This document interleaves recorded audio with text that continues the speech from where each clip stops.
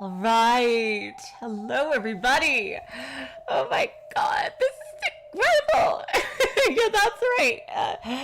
Hello, James. Apparition. Oe, that's right.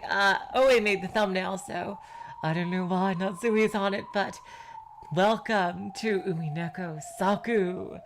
2 stories. This one we might be able to get through the whole thing today, called Our Confession. Was used to be the very last Umineko story that was released way back in 2012, and that everybody thought that was the last thing ever of Umineko. Would be this hour. It was a text story actually, but it was eventually made into a visual novel for Saku, and so that's what we're gonna play. It was painstakingly modded over here by Oe. Thank you so much, seriously, for letting me play these two. That and a brand new story for the Saku compilation called Last Note of the Golden Witch, which is what we're going to be playing next time, I think. Hello, Lambda Delta. So, for now, let's get started. Oh my God, oh my God! Our Confession. This one's still in Japanese here. Wow, okay, let's see. Let's see, who's, is this Canon? Because it's saying Milady, this message. I'm gonna think this is Canon.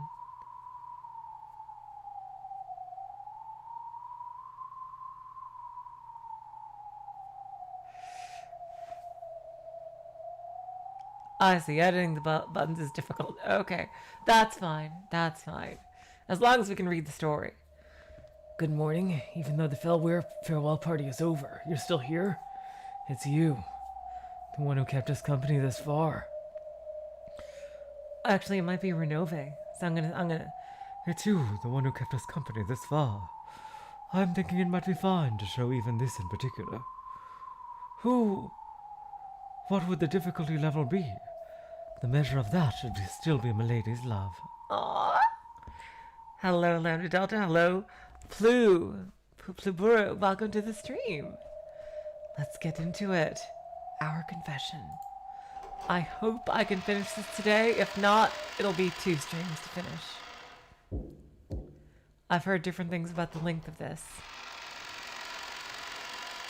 Oh my God, but it's the... Oh my God, Beatrice. Oh my God!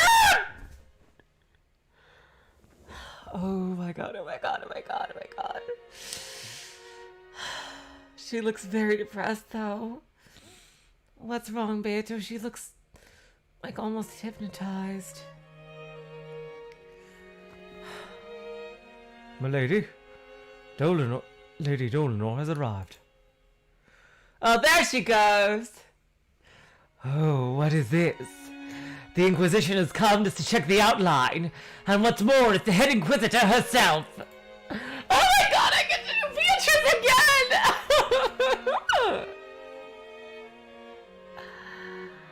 Oh my God. The Great Court seems to have a lot of free time.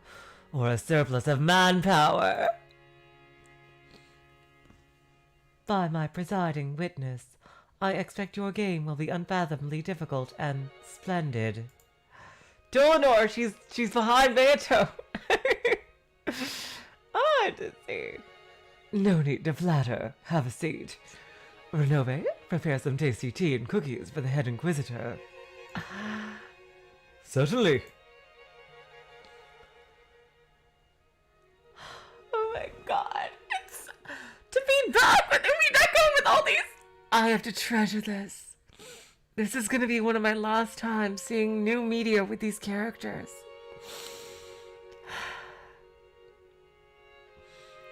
Hey, Dlanor, I remember you. Oh my God, all your epic battles and everything. No, that's all right. More importantly, I would like to see it right away. The outline of a new game you are spinning.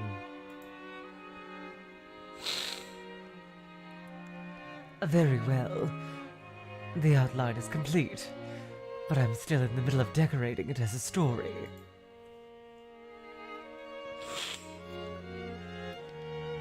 Beatrice pushed her way through a pile of manuscripts on top of her desk and pulled out a single bundle. It was the manuscript for the new game. Revised countless times with various notes and tabs attached, it emanated a kind of dignified presence. Dlanor gave a bow and accepted it. Then, amidst the tea vapors as Renove set the table, she turned over the front cover. What is the name of the game this time? There isn't one yet. I always wait until I have completely finished writing the story before thinking of a name. Understood. Then with no delay I shall begin the reading. Although if I may say, it is disappointing that my first reading will be before it has become a beautifully arranged story. That is the unfortunate side of being a playtester! Oh my god!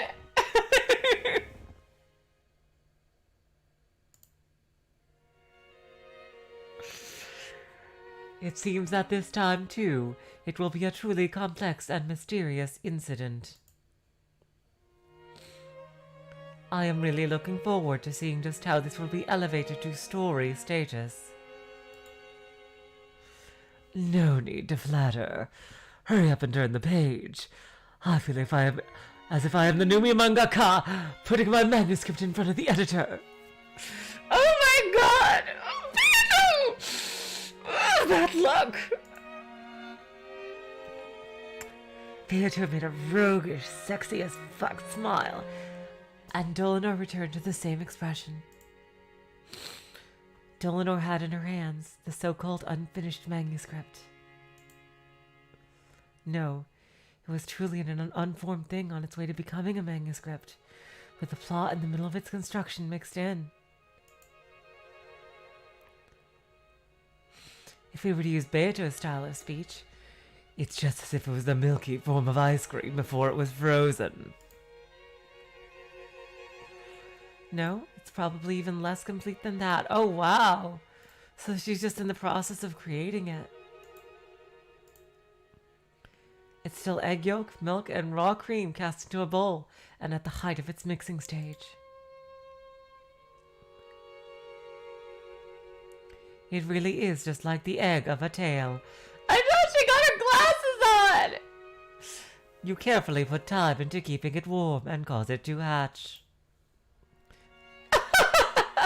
If I could, I would show it to you as magnificent ice cream, since I wanted to allow you to fully appreciate it. Of course, that would be ideal. However, I think this makes for the next best thing. Because even if it's in an incomplete state now, the recipe is still exposed. We can see the precious other side of it. The side we can never see from a completed story. Those able to see this are only the witch who wrote the tale herself, and the very few observers she allows. This is the unfinished manuscript, in a muddy chaos soup state before it becomes ice cream. In fact, it's missing the narrative development characteristic of a story. It's not even complete as any kind of reading material. However, even so, the endless witch Beatrice's secret recipe, yet discerned by no one, is recorded upon it. To a chef, her recipes and her kitchen are sacred ground. To desecrate that is the greatest sacrilege. However, for those who admire delicacies, it is also the forbidden honey that no one can resist.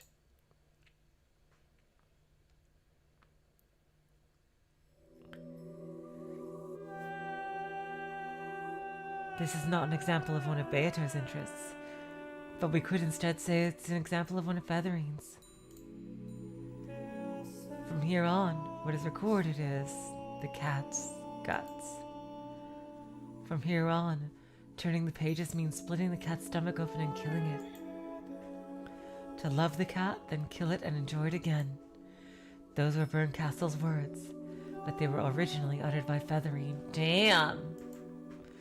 I forgot how brutal Featherine used to be, yeah. So I inquire of thee, dost thou kill the cat, or not?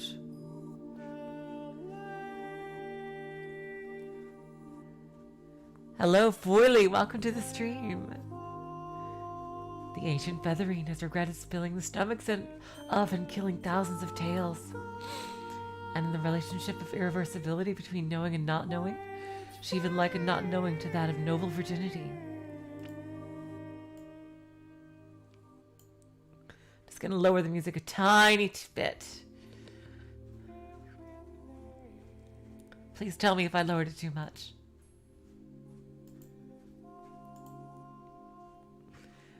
Thus, I ask you again. Dost thou kill the cat, or not? Beyond lies the inside of the cat's stomach. Choices! Oh god. Fucking hell! What? Wait.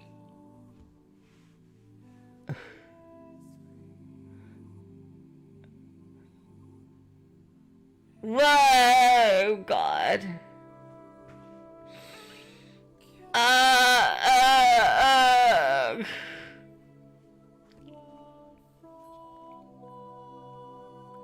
Seriously, Blue. I love the Umineko BGM is unforgettable. Oh God, what do I do? I think, wait. Oh God, okay. I can't even save. Crap, I can't save! Ugh. Okay, I think that... Let's see. I'm gonna say no.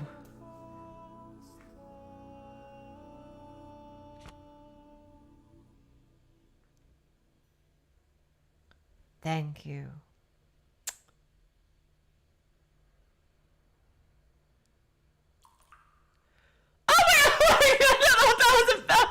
Oh my god, okay. That was like, oh, okay, that was like a bad end. I see. Oh my god.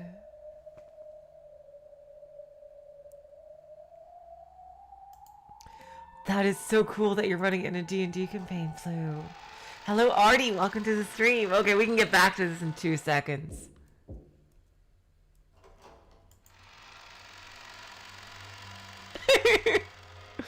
Okay.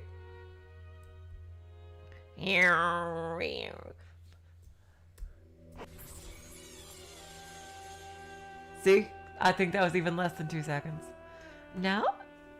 Yes. Here we go. Oh, the opening! Oh my god, you guys get to see the opening! Oh wait, put this in. She put this in special, like that. She just updated it like yesterday to get this in here.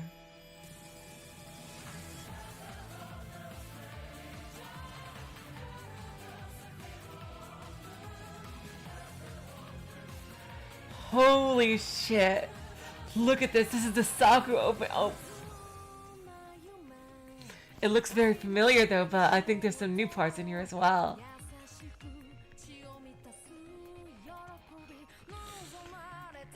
Yeah, this is very, very similar to the other one. But I think the logo looked different at the very least.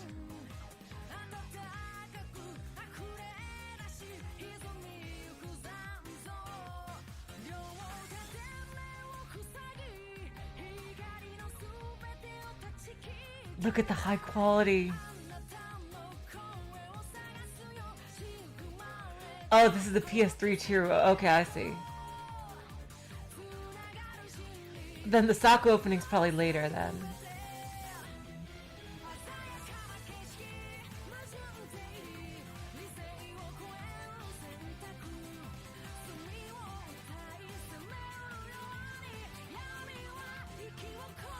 But seriously, this is way higher quality than the one I saw.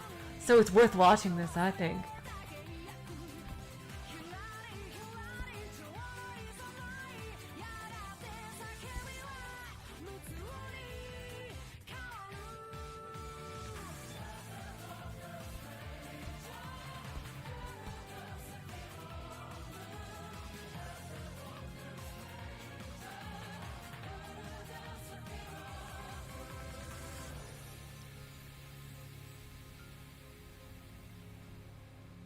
See, look at that. It did not have that before with the rose thorns like that.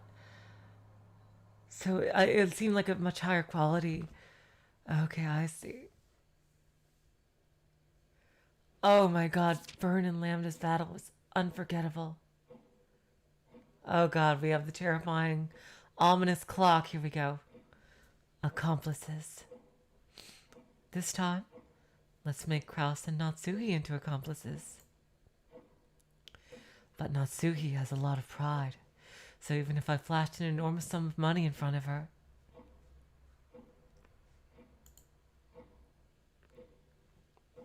it's hard to imagine that she'd easily be a partner to a dreadful incident. That's true. With regards to that problem, I'll have to corner her so she has no place to run and no margin for options. After the typhoon starts, I'll secretly guide Krauss and Natsuhi to the underground VIP room, reveal the bomb trigger, and threaten them. If they refuse, everyone dies. If they cooperate, those not sacrificed to the epitaph can come back alive. All means to connect the island to the outside have been already completely cut off. They have no way to resist.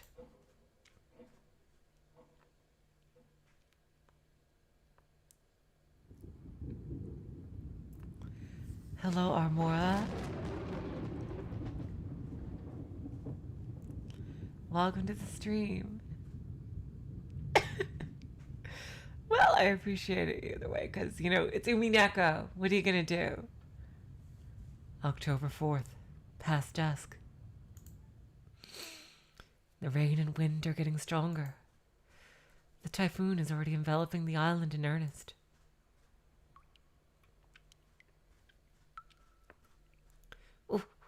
What on earth is this? Natsuhi stood frozen in front of the wide-open entrance to the secret underground staircase in the darkness beyond. There is nothing to be afraid of. We should advance, says Beato with a composed smile. This is Father's secret passageway, isn't it? Ever since his childhood, Krauss believed in the existence of a secret passage and secret room that only Kinzo knew about. But even so, when it's brazenly right before his eyes like this, he can't enter without hesitation. Krauss, you aren't afraid of the dark, are you? Or is it that you prefer to expose your body to the wind and rain here behind the chapel? Up ahead, what could be awaiting us? You should see it with your own eyes! But you're already imagining it, aren't you? Dear, please stop. This is definitely some kind of trap. I wouldn't go down these foreboding stairs either, if I could. But it seems like we have no other choice.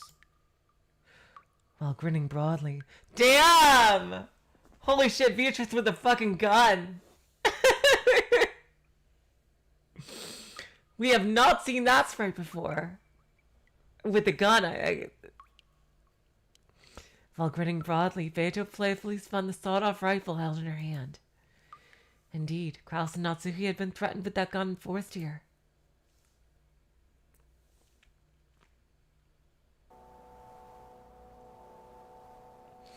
They had thought for certain that when they were forced here, it was to kill them in a place where no one could notice.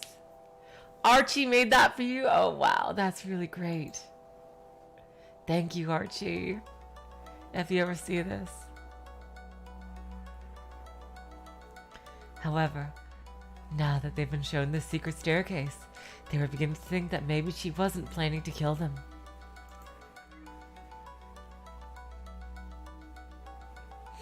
It's a new sprite even in... Wow! To think they created some new sprites. That she knew this secret underground staircase is the cause of Beatrice being a witch. And she went out of her way to show it, so she probably has some other motive than to kill them. Nay, she must. Krauss gulped deeply, and then began to slowly descend the underground stairs. Natsuki followed behind her husband.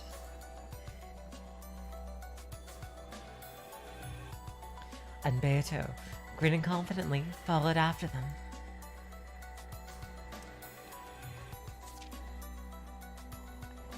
The enormous pile of gold in the underground VIP room. Sorry, I just need to lower the volume in my own speakers, not yours, but just because for some reason from games, the sound comes in so loud, I have to reduce the volume on my computer all the way to 2. I don't know why, it's just with games. The enormous pile of gold in the underground VIP room. Of course, it makes Krauss and Natsuki's hearts jump, but just that wouldn't make them accomplices to some kind of dreadful incident. And so, the bomb trigger was explained.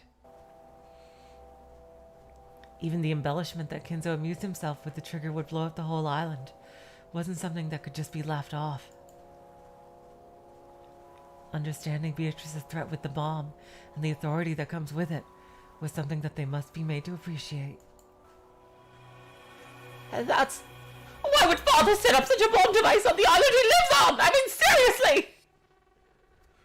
Rokonjima once had a secret naval base, and it had an enormous amount of explosives stored on it for the last-ditch war effort. So I've heard many times.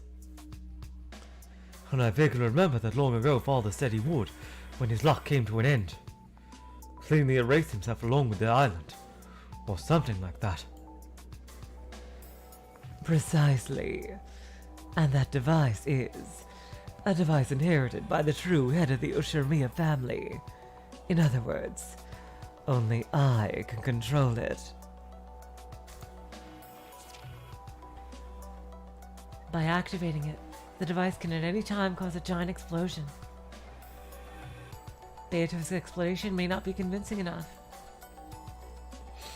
In that case, Genji will be there too. If the same story also comes from Genji's mouth, his credibility will sharply rise. Yes. The time bomb device created by the former head now belongs to a new master, Beatrice-sama.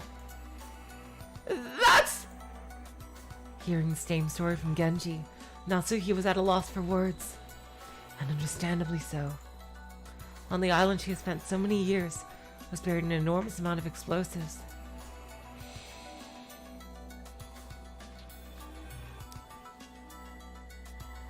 They could have, at Kinzo's slightest whim, or by some kind of coincidental accident, massively exploded. Natsuki was petrified at the reality that she was still living on an island, such an island even now. I see. It's a frightening story. But aren't those explosives from the war era? I don't think they'd explode now. There are no problems. The head has periodic inspections carried out. We also tested them, of course! There was nothing to criticize about their power. With that kind of amount, they demonstrated such power. At the very least, easily everything within several hundred meters of the mansion will be... Oh, God damn it! There was nothing to criticize about their power. With that kind of amount, they demonstrated such power. At the very least, Easily, everything within several hundred meters of the mansion will be completely blown away! An explosives test? Indeed. To assess the power of the explosives, I blew up a certain object. It's something you two are quite familiar with. Krauss and Natsuhi looked at each other. They didn't remember there being any kind of big explosion anywhere nearby.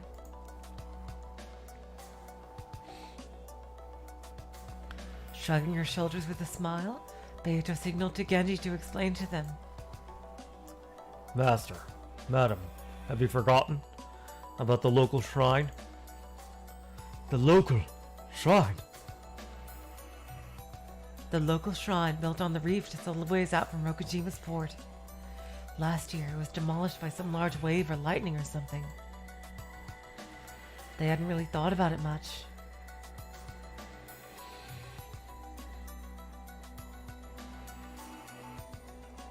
But there's no way some large wave would wash away the whole shrine, let alone the reef.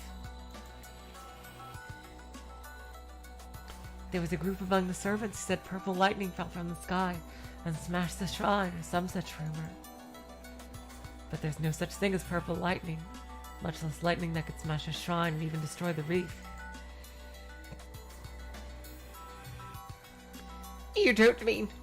No! Yes, that's how it is! To celebrate my resurrection, I had that shrine and the reef blown away! But to think they'd have that much power, I thought it'd be great if they blew up the shrine. But I never imagined they would blow up the reef as well. The weapons of humans truly are dreadful. Okay, we understand the situation, so you invited us here and let us listen to your story. I'm trying to think of what you seek to get out of that. Normally I think you would demand money, but with all that gold pile there, I can't fathom you have any want for money.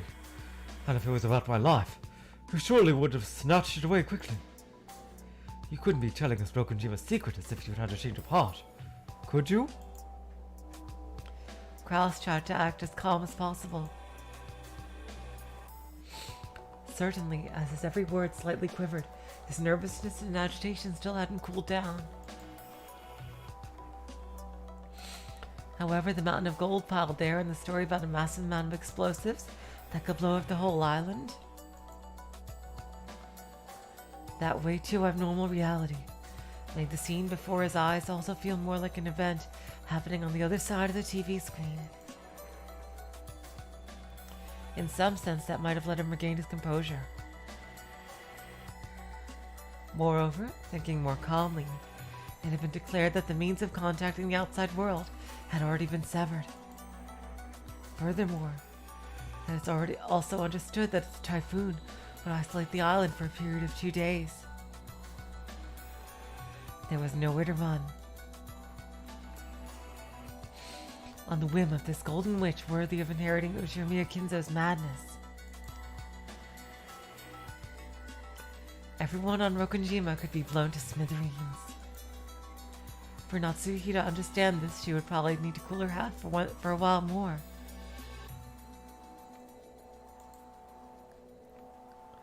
Oh, this is a... yeah, it's a low void dweller. Welcome to the stream, by the way. It's a bit confusing because there are two different titles. Confession of the Golden Witch is very different. It's something completely different from our confession. It's just confusing because the titles both have confession in them and they're very similar titles, but they're completely different stories.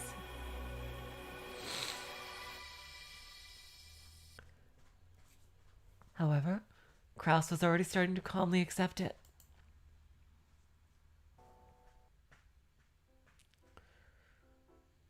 Now you're going to strong-arm us into an exchange for something. I can't imagine what that something is, but as long as it's possible, negotiations are open. Oh, your surprisingly quick uptake saves me some trouble. Likely it's something we can't refuse. After all, right now you can take everyone on the island hostage. Hello, T. Welcome to the stream.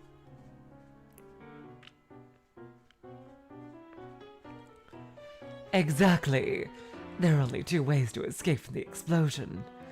One way is a way to abort the timer that only I know of. The other is to go down to the underground passage beyond this grating to the other side of the island to flee the explosion.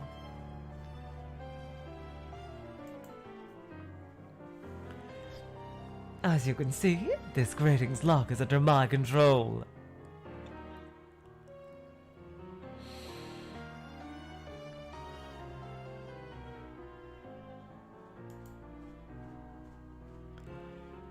You cannot refuse me, given either intended method of survival. God, I love this face of hers. My God, I just can't stop looking at it. Seriously. This face, this fucking face. Oh my God. Oh God, that face just... Oh my God, that face drives me fucking wild. Sorry. We get it. We value our lives. But at the same time, it seems to require some kind of cooperation from us. You're carrying two incredible trump cards of the time bomb and the gold. So it seems to be your good fortune that we must merely nod our heads.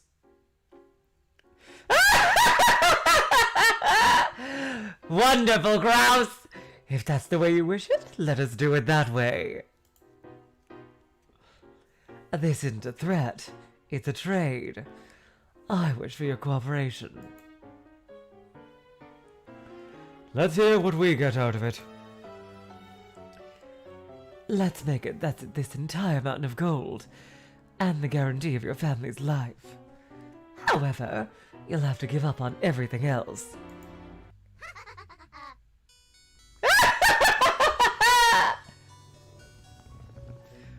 May I ask for a little more detail on what you mean by everything else? It means exactly that! Since this entire island is going to blow up! Krauss and Natsuki both were shocked at such an outrageous proposition. For a time they lost their composure, but even still it was an offer that couldn't be refused.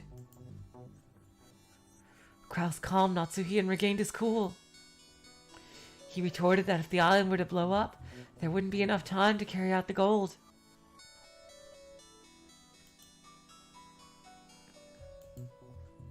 This reminds me of one of the freaking riddle questions from episode 8. Beato held out the card to an underground safe at a bank. This was what Beato had turned into cash so far. In an underground vault beneath the bank's head office slept 1 billion yen stuffed in an attaché case. I hope I'm pronouncing that right. Ever since Danganronpa 2, I don't know how to say that word. Like, it was also in Apollo Justice. I'm guessing it's attaché, otherwise why would there be the E at the end? Jeez. I hope that's the correct pronunciation. By holding out that card, she guaranteed Krauss 1 billion yen. But Krauss found it hard to believe that there really was 1 billion yen in that safe. But money can't buy the lives of his family. Once again, after disputing with Natsuki, he was dispirited and worn.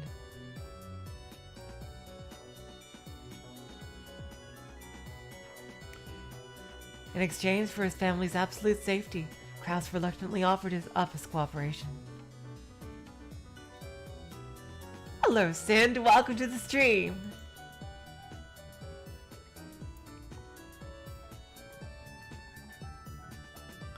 Of course, there was self-interest too. The island being blown away would probably be treated as an accident.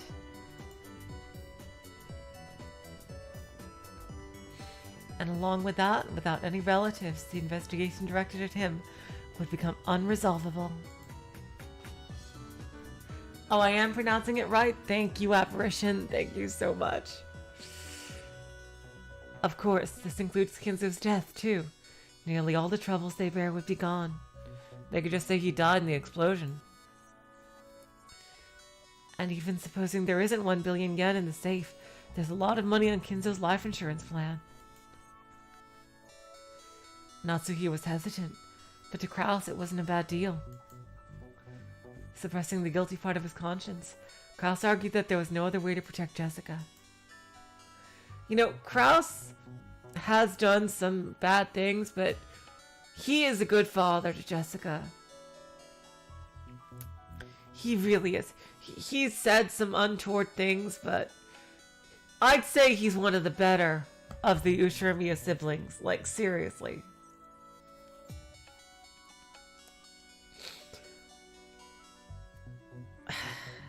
Like, he's better than Rudolph, and he's better than Rosa, for sure. So, what would you have us do? We said we'd cooperate, but we won't partner with you for some weird crime. Krauss and Natsuki said, completely drained. I want to perform a play to welcome a certain person.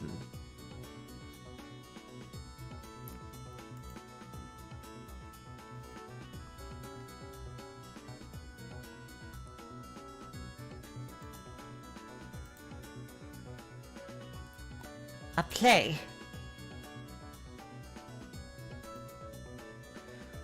That guy and I have a taste for mystery novels. It's a relationship of exchanging contesting ideals. Therefore, to commemorate his return after 6 years, I wish to welcome him with a first-rate mystery. Damn, she's just giving it away who he is.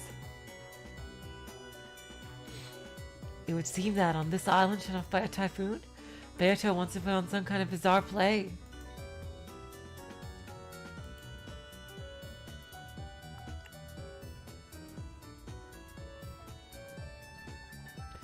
Their role is to obey the scenario she prepared, so that the story will stay consistent.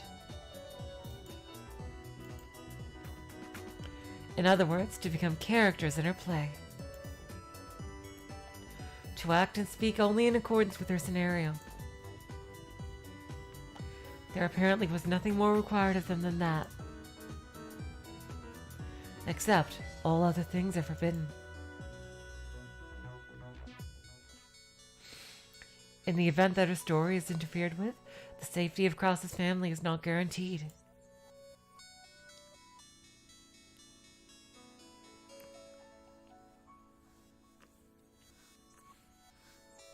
The shit with Angie, James, is just so complicated in that, you know, Bernkastel interfered with that and everything. And just, seriously, that was one of the worst things Bernkastel did. Out of all the things she did, that was probably one of the worst. Ruining Angie's relationship with Eva. Seriously.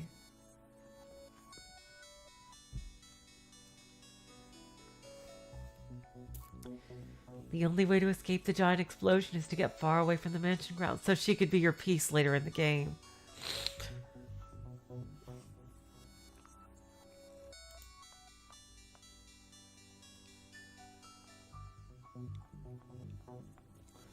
The only way to do that is to escape to the opposite side of the island by the tunnel out from the underground VIP room.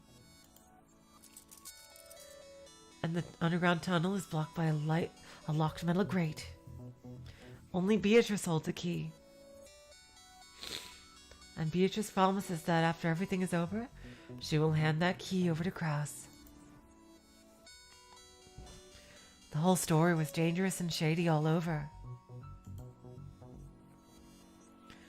No.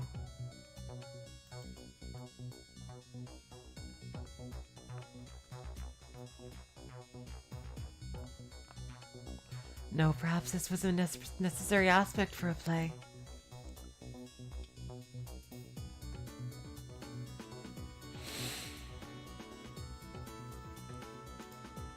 She, in exchange for all the gold, was saying she wanted to help for just one last play, or perhaps sideshow. The dress of the witch in the portrait that she wore, and her whimsical smiling, or perhaps joys only permitted to those who solved the mystery of the epitaph.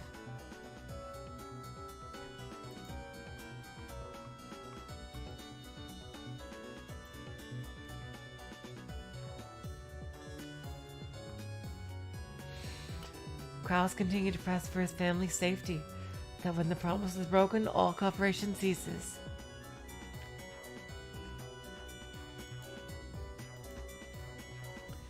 And to that, Beatrice would once again scowl with a crazy laugh that if they didn't follow the scenario provided, not a single person would survive. And with that, Krauss and Natsuki had been made complacent. The cooperation of all the servants and of Nanjo had already been arranged.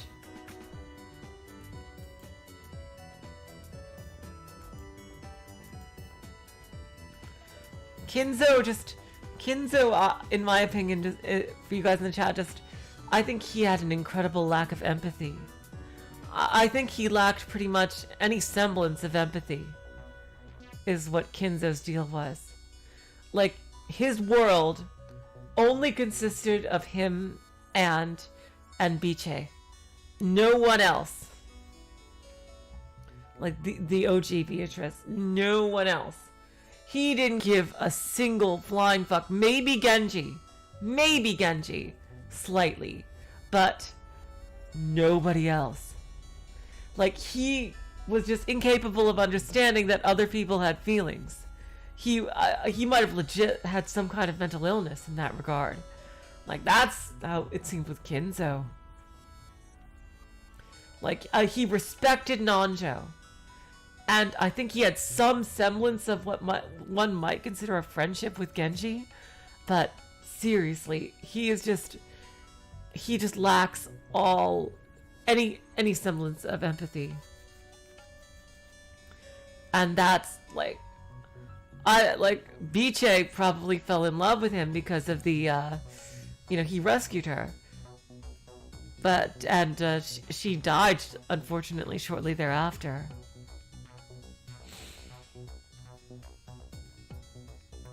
Yeah, bad things did happen to him, but yeah, he never saw that other people also had feelings like he did. And that's just, apathy, I would say. That's a good way to say it, Void Dweller. Maliciously apathetic is, I think, a good way to describe Kinzo. The preparation for the game board were now complete.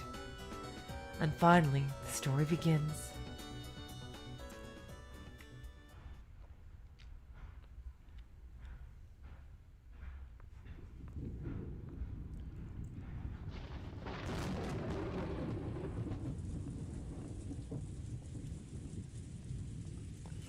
In any case, nothing happens if Dad doesn't come down. You've got that right. We didn't come to speak to our brother. We came to speak to Father. Krauss quietly bore all the harsh words of the siblings. He couldn't do anything extraneous. He must behave in accordance with the scenario provided to him by the witch. In the scenario, he was to wait until midnight, which was soon to be. Then they heard the chime of the banquet hall's grandfather clock. It's midnight. It's time for that witch scenario to take motion. At midnight, there will be a knock on the door of the dining hall. Knock, knock.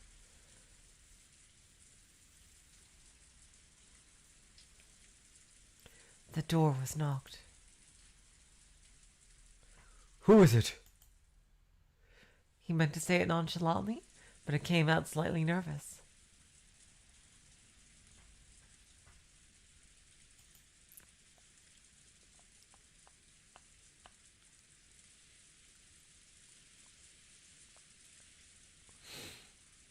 I mean, regardless, Armora, of how he acted in episode 7, he still did all those horrible things. to his children, all of his children, and he didn't give a flying fuck about them. And, like, to do what he did to the child of the woman he loved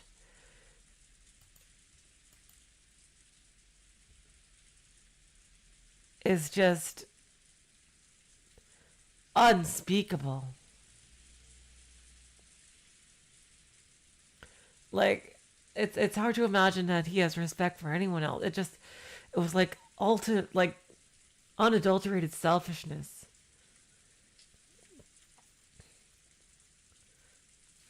Alright, back to the story. Forgive the intrusion. It's Genji. He's also a person following Beatrice's scenario. Oh, Genji-san. What is it at such an hour? This is perfect. I'm kind of thirsty. Shall we take a little break for now and have some tea? Genji, after signaling to Krauss with a look, deeply lowered his head to everyone and made the announcement. Ladies and gentlemen, the head summons you to his study. I love this song. Everyone stirred at those words. Eva doubted even the existence of Kinzo, but that very person was summoning everyone to his study. What could this mean? I don't know. I've never been able to understand father's whims. All according to Keikaku.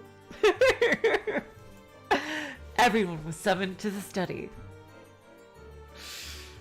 And then, in front of the study, he and Natsuki will specifically be told to wait. Please wait. The master and madam are to wait here. In front of the study, Genji made the pronouncement. Natsuki didn't say a thing, silently casting her eyes at the floor. Seeing this, Eva smiled triumphantly. Oh, what could this be? What on earth could he want to say to us first, without the two of you? No idea. I never know what father is thinking. Master, it is Genji. I have brought all of your relatives. Genji said this through the door after knocking. A farce. Beyond that door lies only a deserted room that has lost its master.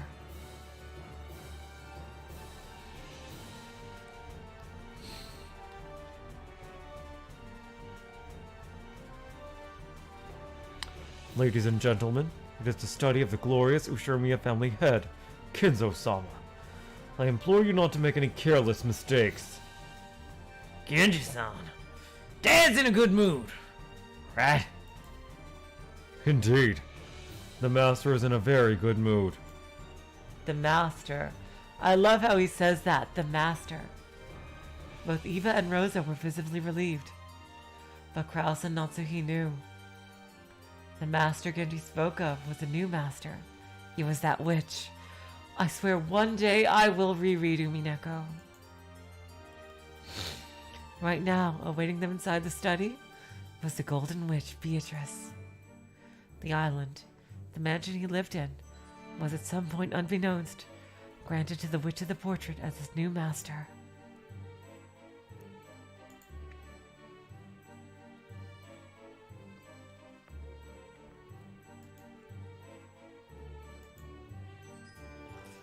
This mansion, Krauss had come to believe it was his home, had quickly become a very different place for him.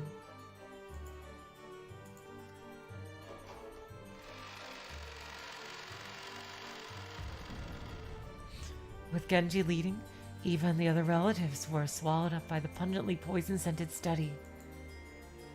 Slowly the door closed, and with the heavy sound of the auto lock, their existences disappeared.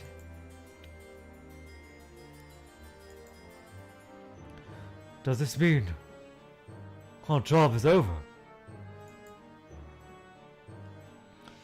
Well, at least for tonight.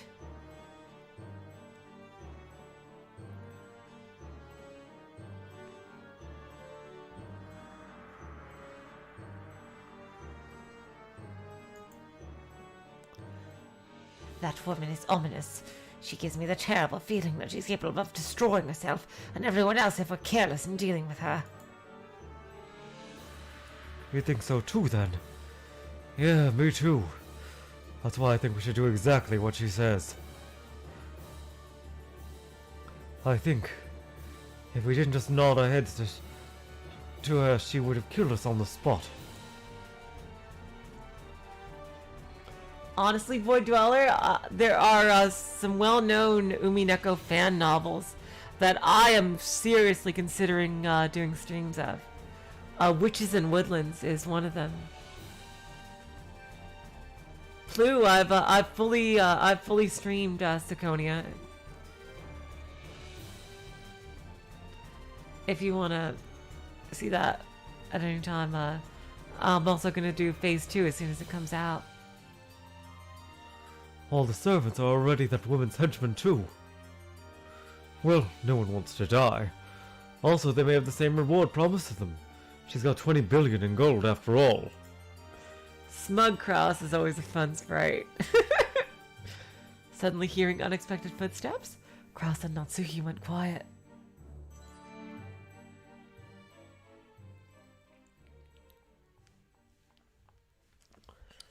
They looked and saw Kumasawa coming up the stairs. I've heard it's quite good, Plu. It's basically a funny story about the Ushiramiya cousins playing Dungeons and Dragons, and Beatrice is the DM. Is basically the story. Basically, the story behind that. It's like a Tsubasa, is what I've heard. I agree, James. Sakonia Phase 1 did have its issues, but it was a great setup, and I hope it keeps in mind that Phase 1 was a setup and it doesn't try to do the same things Phase 1 did. That's what my hope is. So that Phase 2 could be a lot more story and a lot less exposition. That's my hope for Sakonia Phase 2.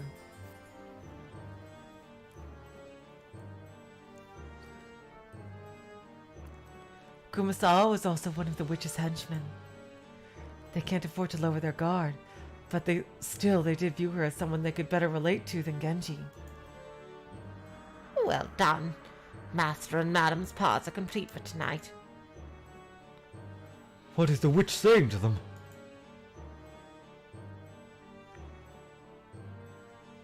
Who knows? I don't know how Beatrice Sama thinks.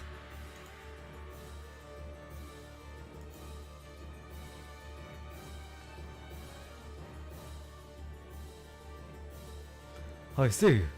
Both the witch and father truly resemble each other in their whimsicalness. What should we do now? Tonight you shall return to your rooms and rest. Starting tomorrow, you'll have to follow tomorrow's scenario. Kumasawa-san, have you also been bought out by the witch? Well, I also value my life, what little there is left of it, so... Hello, Les Mis. Welcome to the stream. About that bomb. Is it really true, I wonder?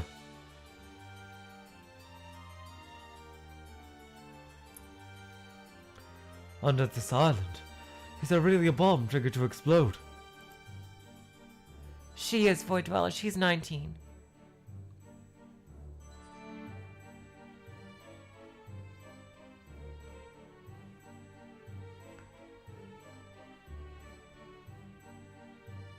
It's probably true, since the local shrine really has been blown up with explosives.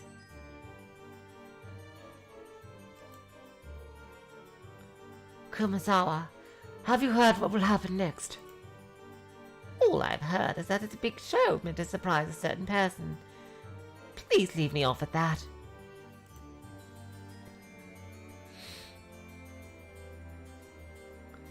I've also been threatened with my life if I say anything unnecessary. When Kumasawa meekly said this, she lowered her head very deeply. The buyouts from the giant pile of gold and the threat from the bomb. They really have no way to resist. Is this all just a giant farce? Or is it the opening to some ghastly celebration of the Golden Witch's resurrection?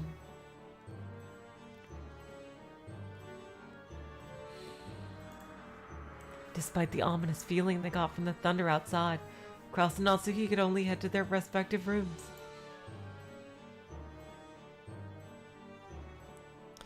Yeah, she's basically a genius, Void Dweller. But in their bedrooms were the new scenarios, already delivered. By reading them, they knew tonight's farce will continue.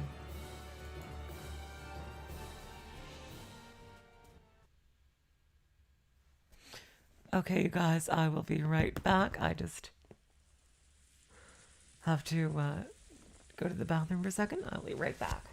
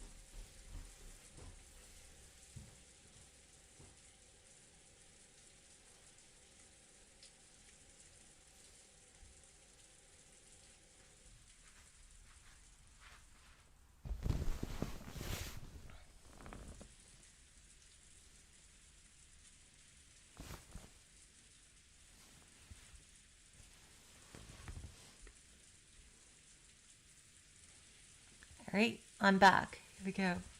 The 5 invited into the study. Eva, Hideyoshi, Rudolph, Kirie, and Rosa stood firmly at attention like children called to ceremony. Master, I have brought 5 members of the family. Good. Thank you, Genji. Everyone was surprised at hearing a woman's voice. A flash of lightning illuminated a woman's figure for an instant, which was the very figure of the person whose portrait hung in the reception hall. This song, yes! Woo! Ladies and gentlemen, you are visiting the glorious Utsunomiya family head, Beatrice-sama. So overwhelmed by the sight of the witch, they forgot to even close their gaping mouths. Eva was the first to come to her senses. Oh, what kind of joke is this?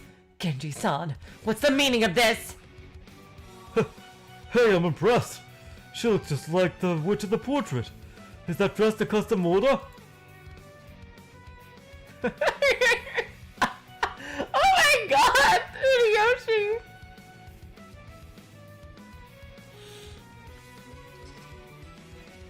God, I love this song. Quiet, please. You are in the presence of the master. Please refrain from such murmuring. Being scolded too earnestly by Genji returned everyone to confusion. No, that's not right. It was because the more familiar family head had casually appeared from the darkness. Oh, here we go! The day I return everything to my beloved witch has finally come. Tonight, I have turned over the ring and all the assets of the Ushurmiya family to her. Kinzo made the announcement in boisterously high spirits. Of course, Kinzo never really appeared. To those who already know Kinzo has left this world, this illusion is nothing more than a farce. Because illusions are an embellishment of the results caused. They are merely a creative production behind known results. The results are that 5 people die in this study. And along with their miserable final moments comes its own new production. Well, Lambda, maybe if the Higurashi remake does well, then maybe a good studio might pick up Umineko. Alright, so there was a reason behind you all being gathered here tonight. Might there be someone who can figure it out?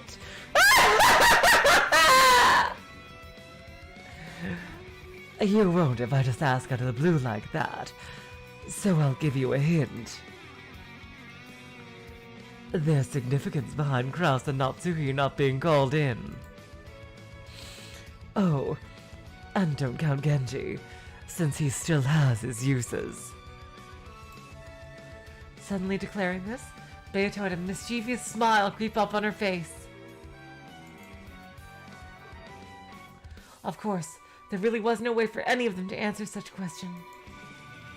Even Kinzo tilted his head. Beatrice, to prepare a question that even I do not know the answer is truly something astounding. Why? Why is it that you do not have Krauss and Natsuki here to celebrate your resurrection? You haven't realized it, Kinzo. I'll give another hint. It's something that was signaled by the grandfather clock at the entrance hall just a little while ago. Getting more and more confused, the relatives murmured amongst themselves. They really had no idea what was happening. To think that Kinzo wouldn't realize either. I am disappointed, humans!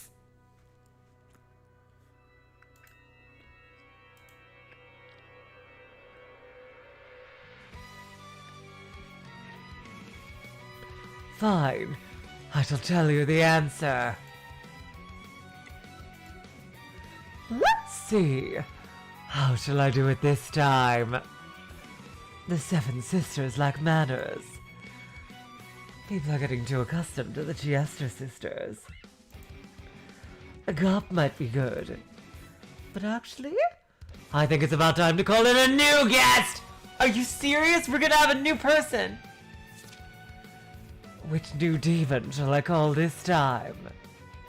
Opening her grimoire, she picks randomly from the 72 noble demons. Casually flipping through the pages. The number that appears is 64.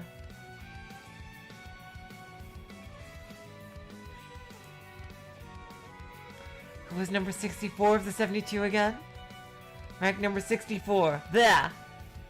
Flauros. Oh my god, a new demon! Oh my, we're gonna get a new demon here! Yes, it has a nice ring to it. Let's go with this one. Alright, what kind of character design shall we do? Gop and Renove and everyone else had an adult-like design. So this time I'd like to try the opposite with more childlike design. A killer with childlike innocence or something. Maybe it could be expressed through character design. Let's look up more about Flauros. Flauros. Flachan. Yes, I like the sound of it. What? Has the appearance of a leopard? Has the appearance of a man when taking human form? What? A man? A cute girl would be so much better! Amended. Let's make her a cute girl with matching animal ears. Sakutaro had cute ears. Something like his.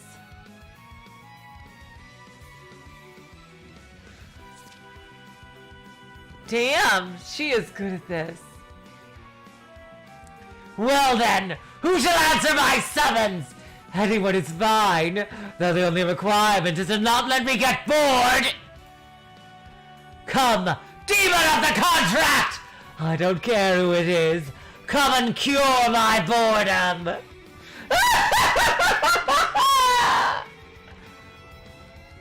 As Beatrice raised her hands up, the floor of the study shone golden, and it was whirled up all at once.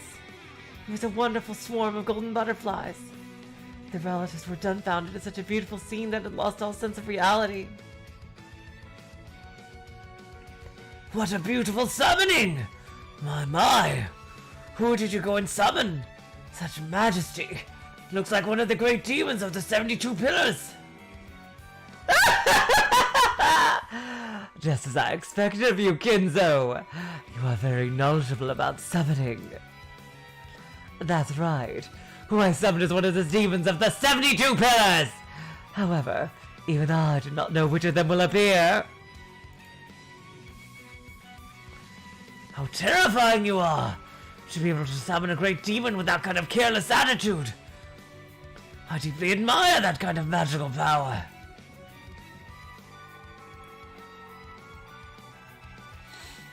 As the whirlwind of golden butterflies surged, it formed a human shape at the center of it.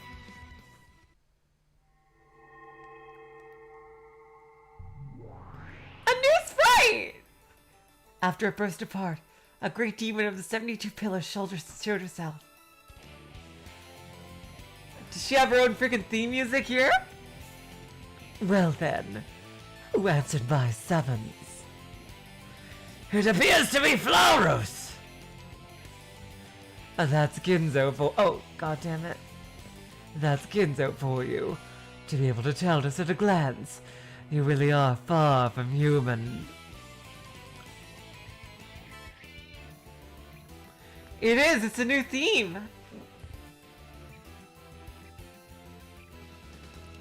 Kinzo and Beatrice were having a chat, grinning and laughing. However, the other relatives were just standing still with their minds blank. Oh really, this is not— okay, this isn't new. It's— okay, this was in Jessica's scene in episode 4, okay.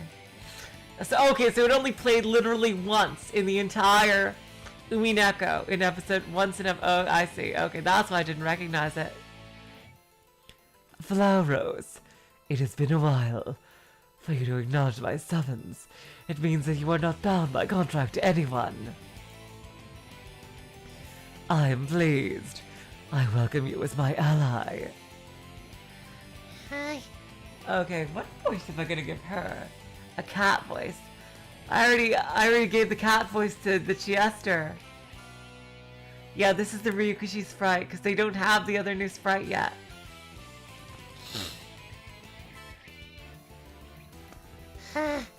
Raid number 64 of the 72 Noble Demons.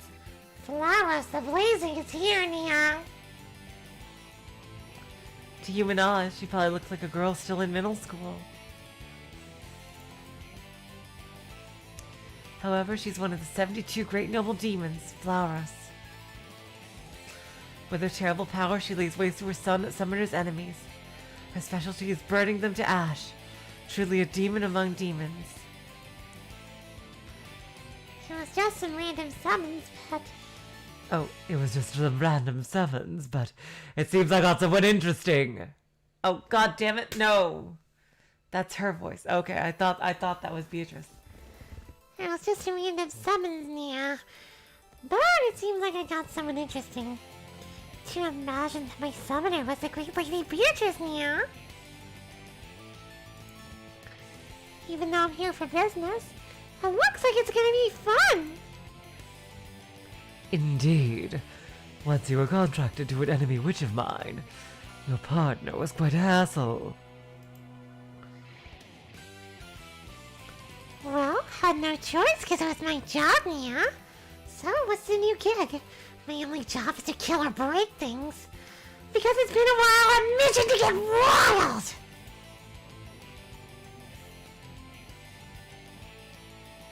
I command you to cooperate in my ceremony!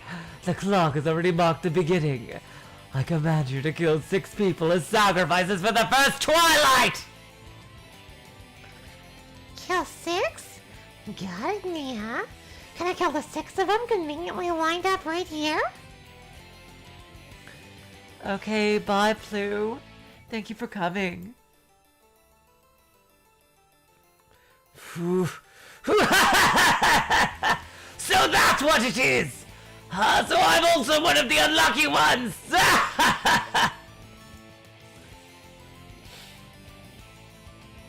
Kinzo finally understood the reason for which everyone was gathered in his study.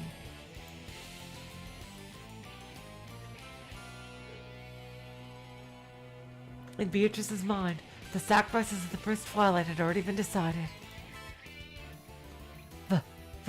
Father, what is the meaning of this? Eva timidly asked. But Kinzo just continued his mad laughter. You're a bunch of unlucky guys, Nia. So, who shall I eat first? Flauros' 2 hands stretched to the floor. Her appearance was now not so much of a human's, but of a ferocious leopard's. Don't hate me. You guys didn't do anything wrong. If you're gonna hate someone, hate that guy who trashed his promise for 6 long years. They all stared, befuddled.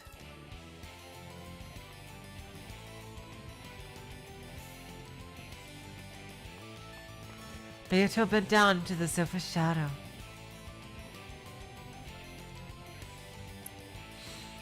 Yeah, Umineko Gold isn't a thing anymore. It's clearly been cancelled. One day that Kickstarter page, I bet, is just going to quietly just get deleted. And we'll never hear from them again.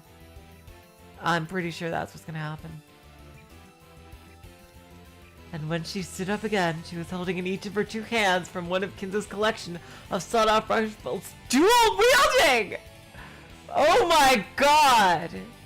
Dual-wielding Beatrice! I wish we had a spray of that! Oh my god!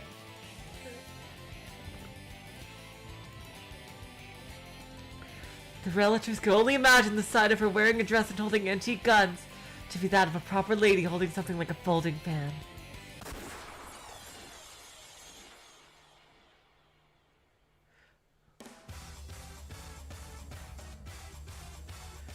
Oh, the song. Oh my god. Well, at least they couldn't imagine lead actually gushing from those muscles.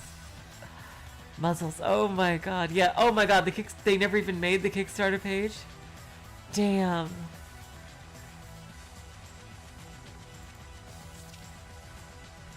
Oh my god. In the episode 8 manga, Shannon dual-wielded rifles. That's insane. First, in Ushimiya Kinzo's study, shoot Eva, Hideyoshi, Rudolph, Kirie, and Rosa dead. The door to Kinzo's study is thick, so the sounds of the guns won't be heard easily. Krauss and Natsuhi will already have been guided far enough away from the study by Kumasawa and won't hear the guns firing. The tools necessary for dealing with corpses will already have been brought to the study. Flauros changed into the form of a giant leopard and started by swallowing Kinzo in one gulp.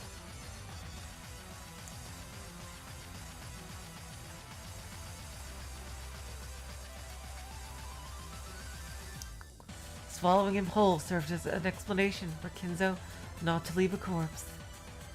It might be good to leave something like some cut-off scrap of Kinzo's robe behind in the room. Shocked by this, the relatives tried to escape the room, but they couldn't because it had been magically sealed.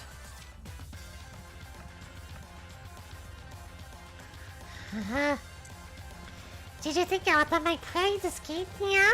Starting now, and Nia will be able to prepare what they want just so you wait, Nia!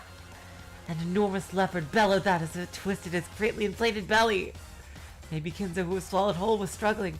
Or maybe it was indigestion.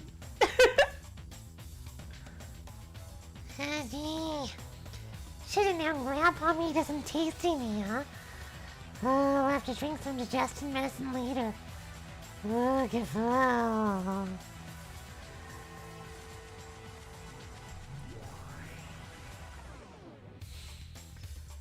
Flowers returned to the form of a girl, rubbing her belly that was protruding like a watermelon. Before long, her stomach retracts as she shrugs.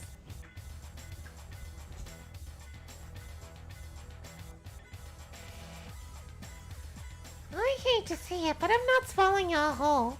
So I'll just be chewing on your soft meat, yeah. For me to get a sour stomach from just swallowing one, even I've become old. Sheesh. Are we dreaming? What kind of a joke is this? Shit! Shit! Is someone out there? Please open this door! Open up!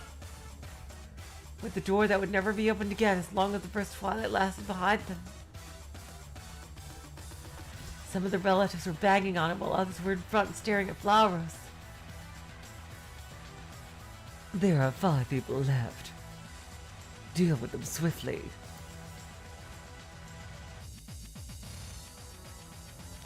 Yeah, I know the deal. Cause I'm in the mood for guts. I'll spill y'all's warm entrails all over me, yeah. Spewing such determined things. Making fun of adults too much and you're gonna get hurt! Rudolph is posturing, but actually withdrawing his hips while shaking. Flowers approaches him in that state while laughing impishly and licking her lips. Your liver looks tasty. Here we go, yeah. Time to grit your teeth.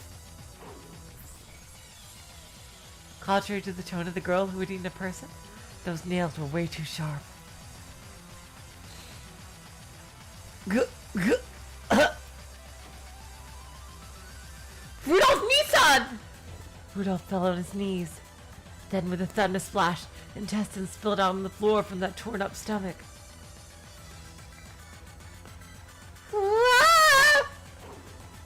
Wow. It's giving such an unappetizing color, Nia. Well then, whose bowels shall I open up next? Lines of fresh blood were drawn on the wall several times. To abide by the above scenario, the bodies were distorted. So that bullet holes are not discovered, whole chunks of their bodies were destroyed. Floros tore into their stomachs, pulled out the entrails, and bit them off. This was also carefully reproduced. I never eat, folks. All of them have such unappetizing guts. Kenzo is making my stomach rumble. Yeah, I'm gonna throw up. It's a terrible sight. Sure is. With the corpses ripped up and organs scattered about like this, This blood-stained first twilight is surely splendid! its brutality gives the impression of Beatrice returning. Interesting. Wow, interesting. You realize what that means? That if this Beatrice is mentioning Beatrice, there are probably message bottles somewhere in the ocean corresponding to episodes 3 and 4.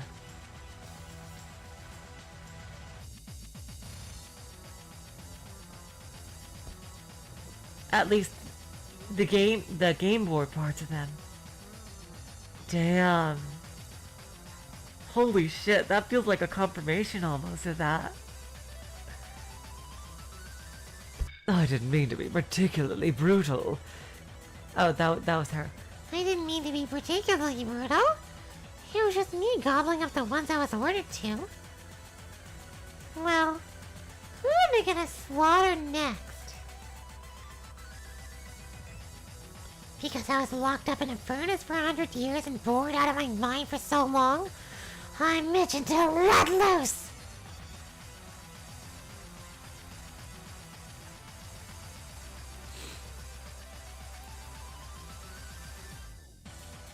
Well, James, I mean, there's also the possibility that... See, I'm thinking that, there's a connection between Toya and Battler, and that Toya is recounting Battler's experiences. But there has to be, in that way, there should be message bottles that were undiscovered of episodes 3 and 4. Because look at this. This is Beatrice. The original OG Yasuda Beatrice, preparing a scenario where she's talking about Evatrice. And this was written by Ryukishi too. So wouldn't that mean that there must be message bottles of episodes 3 and 4 somewhere?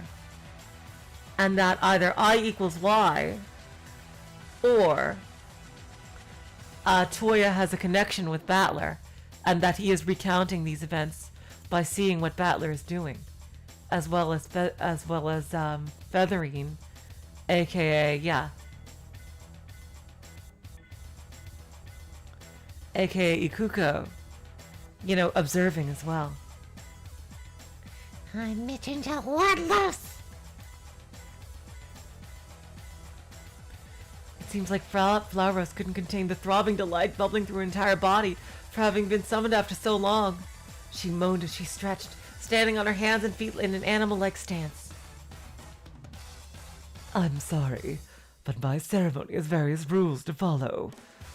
Until the following second twilight, your turn on the stage is over. Oh, there's a typo here. Ding. Even after I went as far as bathing in a rain of blood, Mia. What a serious letdown. It's probably because you're always summoned in the middle of a swarm of enemies. I'm truly sorry your first prey after 100 years is only 6 people. Well, you see, Mia, even though I love all the art you can eat most of the time, I'm not here to dignify course meals served in small portions, Mia. Since you have summoned me, I'll certainly enjoy the Great Beatrice's full-course meal until the very end, Mia. The more you rage and rampage, the more interesting it is to me. I'm also hoping you'll enjoy yourself. So, shall I be dismissed from my duties until the second twilight then, Mia? Yes. Until then, feel free to relax in the green room.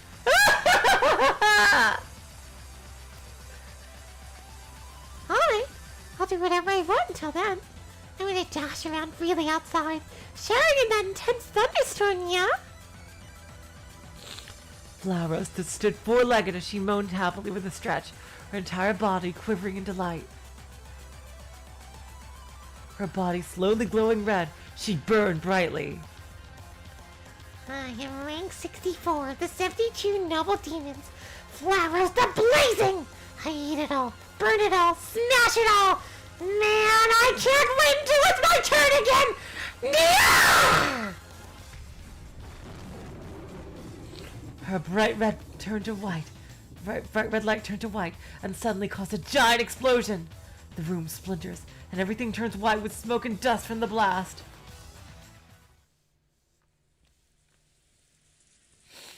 The inside of the study was swallowed up by a torrent of blistering rain.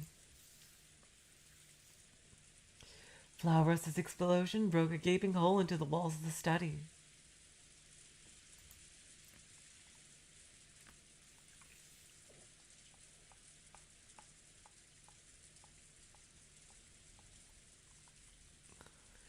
My.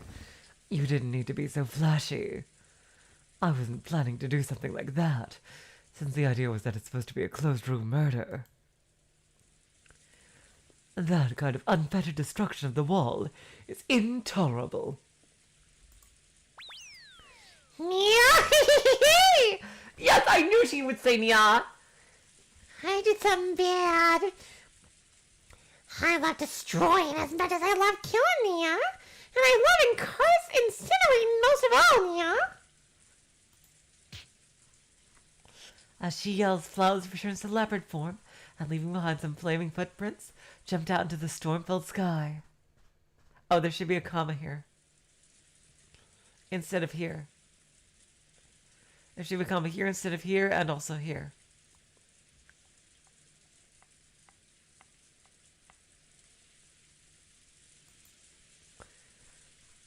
From the giant hole in the wall, she landed in the middle courtyard, kicking the walls and prancing about until she disappeared into the jet black sky. It seemed she just couldn't help herself after being separated from the physical world for so long. I see. She's the kind that never bores. But still, this is awful.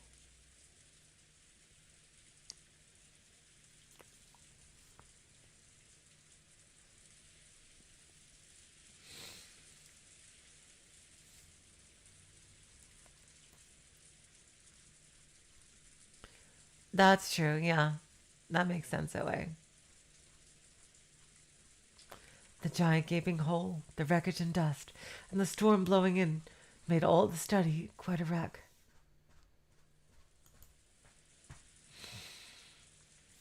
And of course, the sacrifices with their innards cruelly strewed about.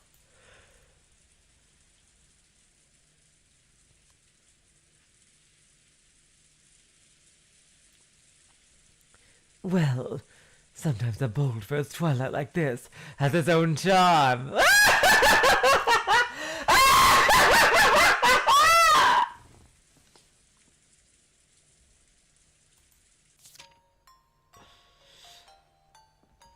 Then Krauss and Natsuki were to be brought to the scene and made full witness to everything. So it'd probably be good to get them a bit dusted up. Something like having them do one roll on the floor of the trashed up study to do the trick. So, after the murder of the first 6, Beatrice sneered, "Aren't you lucky?" at Krauss and Natsuki, who, since the seal had expired, managed to flee out the door.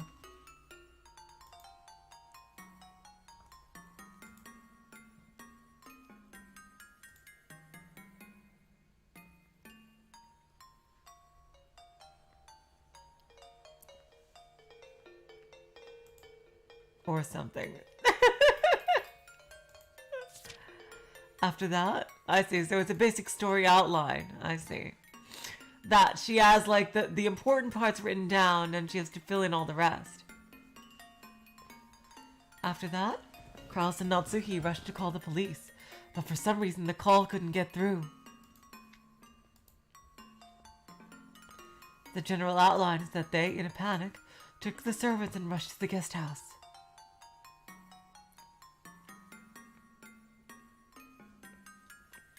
But both Shannon and Canon couldn't go together, so this part will have to be done carefully.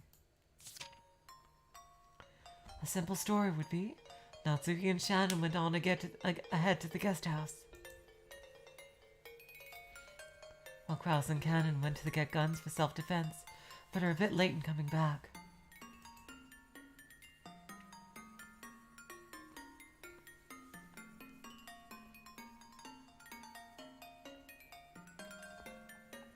Shannon entered the servants' room with the terrified Kumasawa, slipped out through the window, and met up with Krauss.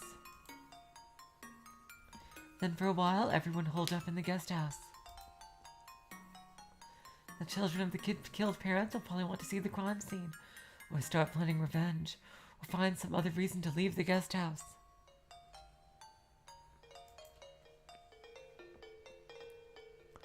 If they're really persistent, they can go once more to the study. Once again, it will be auto-locked, but it's not a problem since Genji has a key.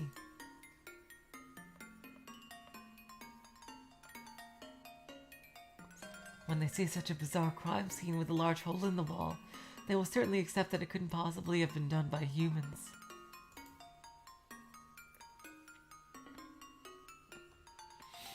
It would also be interesting if there was a magic circle at the crime scene that wasn't there before.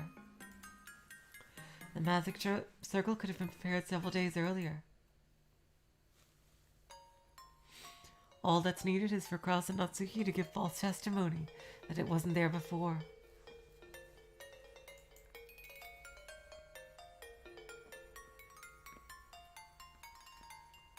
And to make it even more inexplicable, Krauss or Natsuki will carry an envelope that makes a proclamation about the crime. And it will be discovered in a closed room situation. This is just an example, but something like having a room that was just confirmed, locked with nothing unusual. But then when it's re-entered, there'll suddenly be a creepy letter there.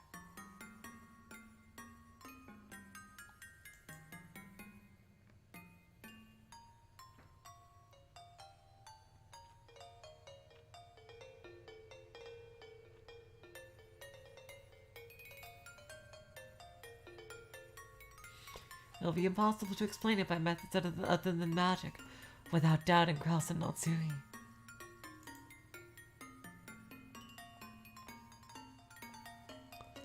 Seriously, Lambda, like, it needs to be set in this era because they'd just be able to call on cell phones and shit, or the internet.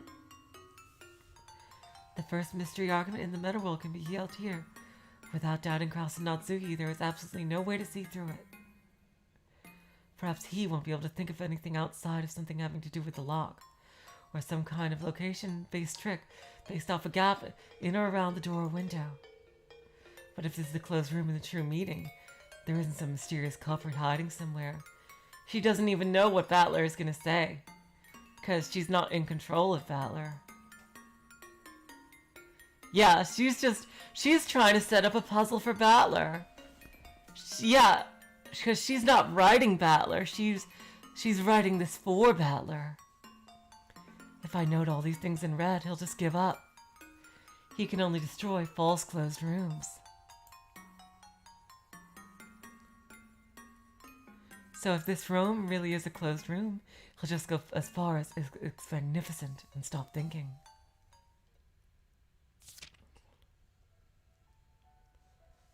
She knows all of this shit, like right here. It's amazing.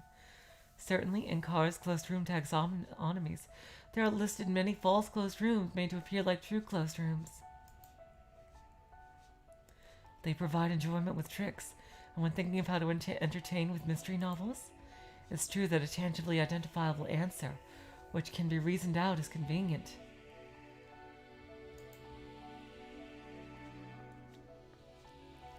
I mean, I suppose in a modern setting, Rokenjima would have its own cell tower. Because they're so rich. And, like, they could easily just cut the power to that, so. That's why we can say that there's no helping the vast majority of mysteries from overflowing with false closed rooms. But incidentally, this also makes for a limit on the thinking involved in the majority of closed rooms. Don't misunderstand. I'm not criticizing false closed rooms. What I'm criticizing is a section of narrow-minded humans who, because they only know false closed rooms, it's the one and only kind of closed room mystery.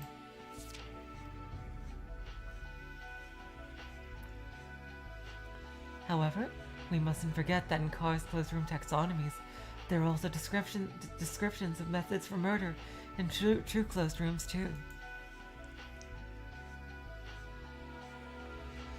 In fact, if guaranteed a perfect closed room in red, it becomes easy to reason based on H.H. Holmes' closed room taxonomies. Because saying Holmes is confusing, let's use his real name, Boucher, from now on. According to Boucher, closed room murders can be explained with 3 categories. To make these categorizations extremely clear, I've written them below.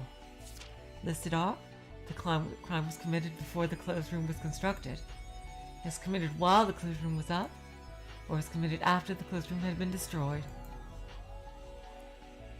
It's only these 3 categories.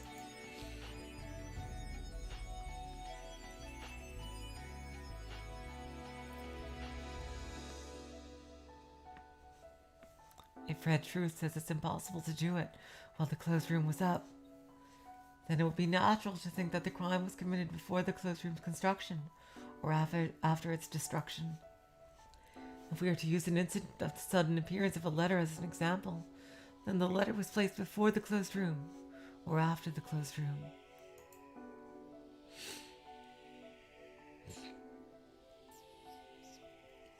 It's just these two categories. With the former, you can doubt the person who confirmed its absence when they locked the room. With the latter, you can doubt the person who discovered the letter.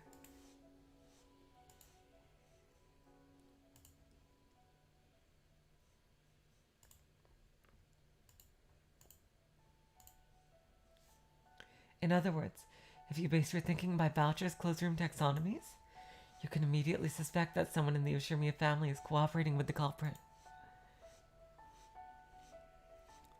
And it should be clear as day who is more suspicious between the children from the guest house, who confirmed the closed room, and the lone survivors of the previous tragedy, Krauss and Natsuhi,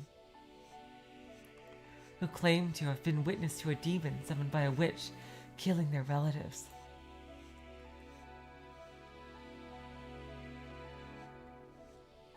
For those who see this world as a mystery, they won't be caught by this kind of deception. Because to declare I saw a witch, I saw magic, I saw demons in this world, is the same as confessing to being bought out to play a part in this culprit's ruse. What a simple and cheap mystery. Probably for those people who love to read the mystery novels I have boundless respect for, they'll see right through it with a big laugh.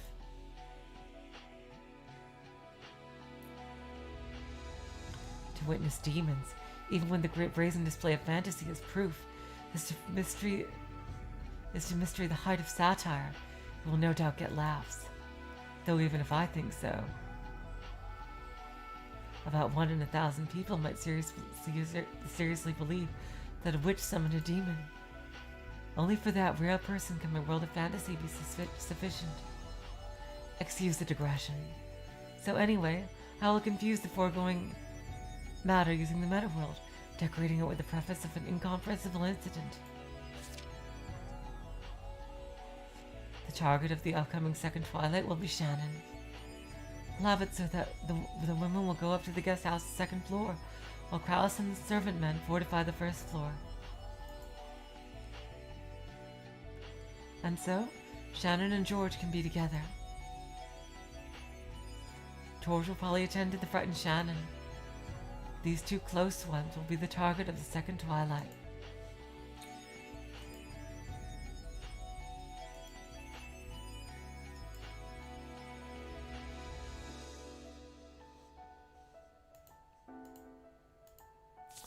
This time I will go with the nuance of tearing apart those who are close, of tearing apart their relationship with an abduction.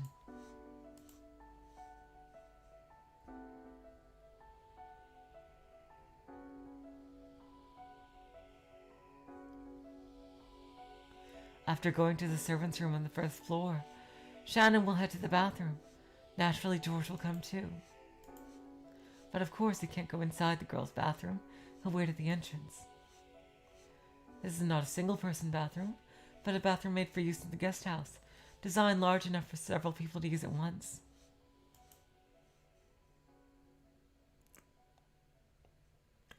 At this point, Shannon will exit through the window in the back of the bathroom. Then Kumasawa will enter. And she will lock the window Shannon escaped through. Then she'll scream to announce some kind of incident. Oh, what's wrong, Kumasawa-san? I'm going to open the door. George opens the door to the girls' bathroom. When he does, Kumasawa's face will be pale, and she'll be pointing to a stall, shaking.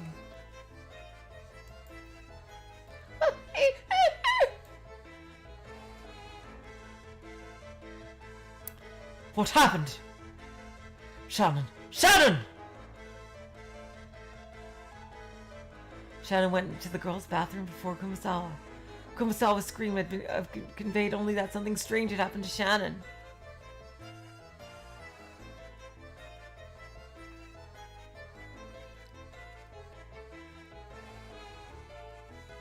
Fearing the worst, George peered into that stall that Kumasawa was pointing at.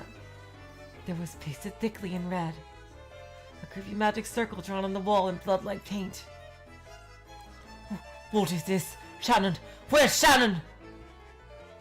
I don't know! That's impossible. Shannon ran in right before you, so why isn't she here? Shannon! Shannon! There were 3 stalls, but all of them were empty. There was only one entrance, and since George had been there the whole time, right now, Shannon should be somewhere in the bathroom.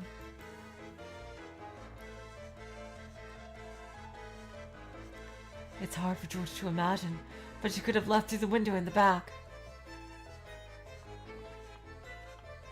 However, it's locked from the inside, and he can't understand why Shannon would need to crawl out a window in the first place.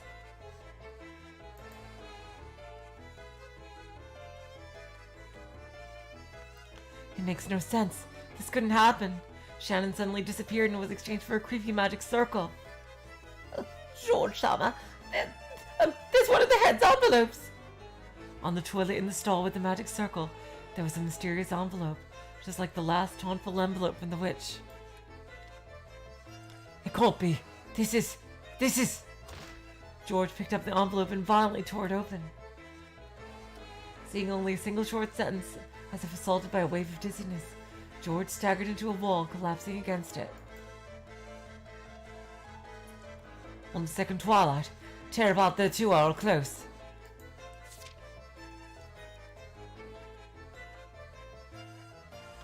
Since I'd like to make Flowros the one responsible, I want to leave some Flowros-style evidence.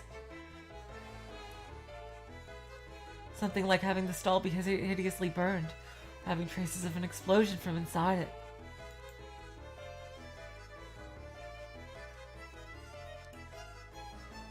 Once again, they'll find the weird evidence that they'll think clearly could not be produced by human means.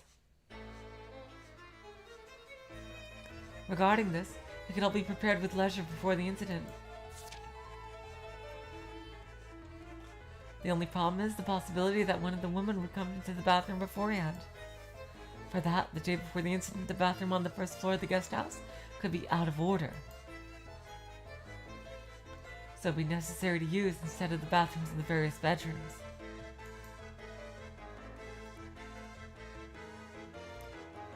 This itself can also be interesting as foreshadowing for the trick.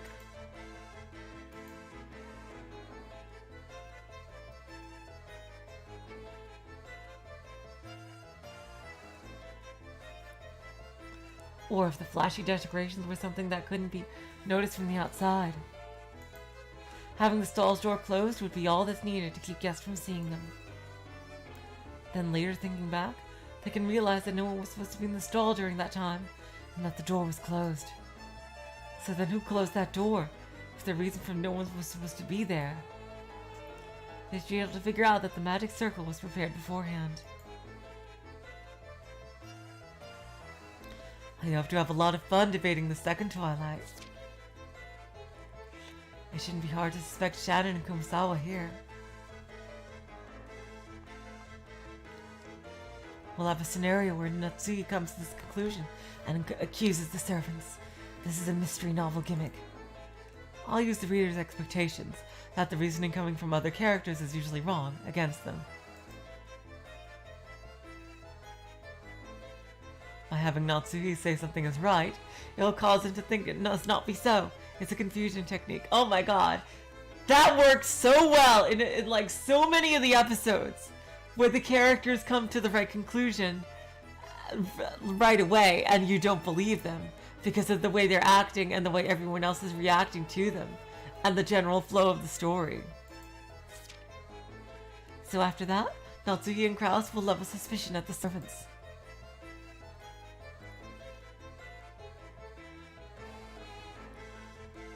Okay, yeah, I expected that, OA. Yeah, I'll drag it a bit out past the usual time. It'll just have to be that way. Of course, George and the others will object. They will insist that the servants are victims caught up in the same situation as everyone else. After the discourse between Krauss and the servants, the decision will be to hunker down in 2 separate groups, a relatives group and a servants group. The relatives group will stay in the guest house, and the servants group will go to the mansion. In the middle of all this, George will probably insist on looking outside for Shannon. He can look as much as he wants. He'll probably be quickly chilled to the bone in the thunderstorm, give up, and return to the guest house. Following that, all the servants will have a meeting together in the mansion.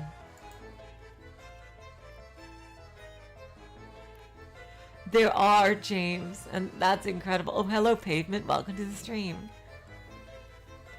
They'll reaffirm what their next actions will be.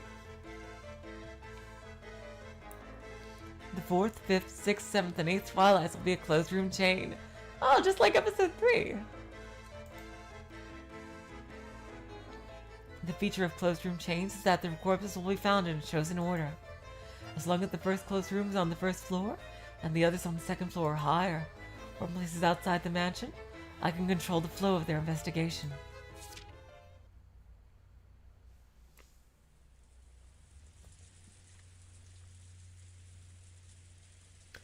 Servants, your turn has finally come! Beatrice gathered all the servants in the mansion's banquet hall to make this pronouncement.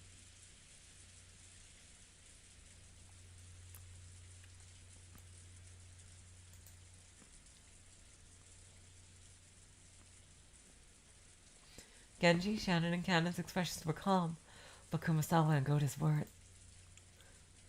Is it really going well? I'm worried. Since I've never done something like this, I'm not sure whether I'm enjoying myself or no, I'm nervous.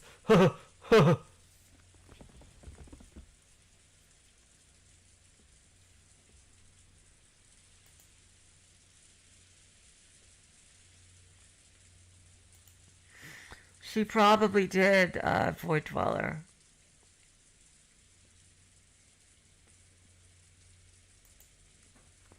Gota feigned laughter while trying to appear composed.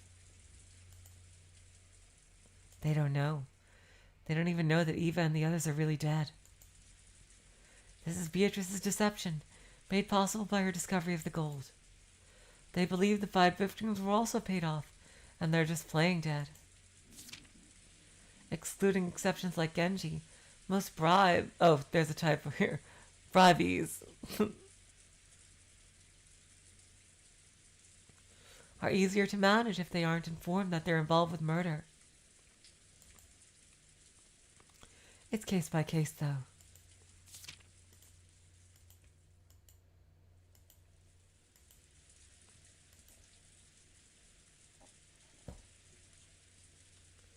And now, all right.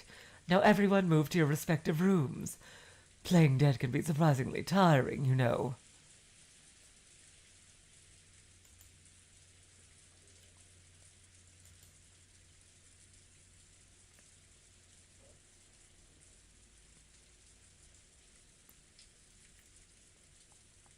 Lie in a position that won't wear you out.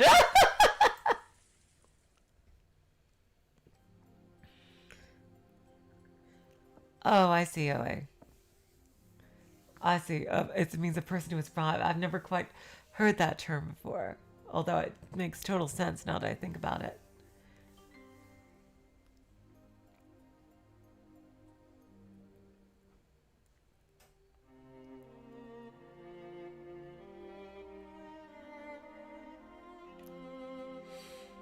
Canon in the parlor. Genji on the second floor, the VIP room. Kumasawa on the second floor, Natsuhi's bedroom.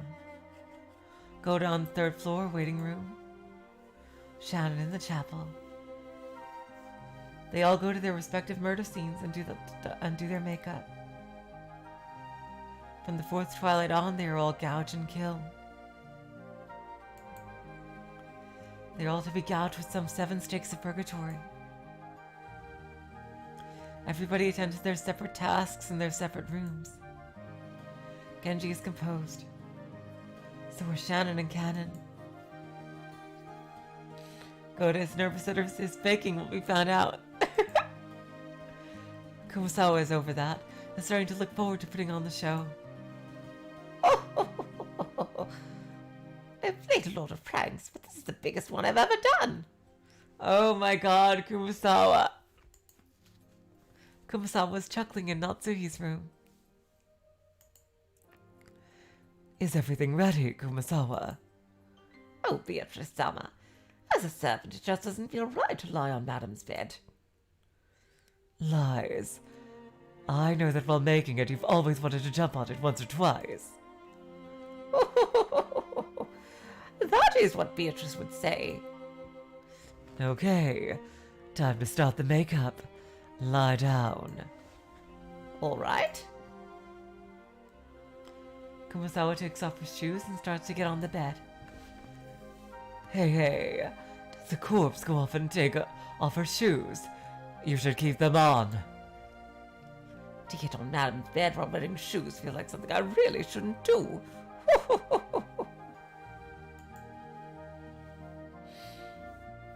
Canon is probably one of them, Les Mis.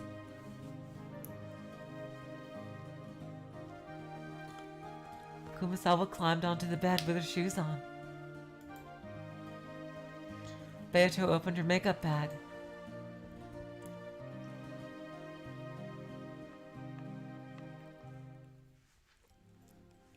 Have you found a comfortable position? You get tired from holding the same pose for a long time, even if you are laying down. Yes, I know, but this is for 100 million yen. Each of the servants is getting 100 million yen. In fact, it's already been sent. In a few days, bank key cards should arrive at their homes. They won't be able to receive them, but their bereaved families can. It will be more than enough for their funeral costs. Something like this?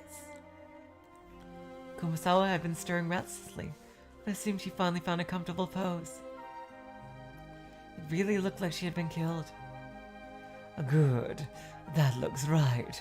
You definitely have a knack for fooling people.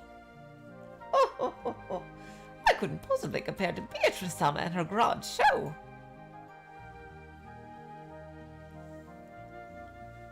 I'm going to start the makeup.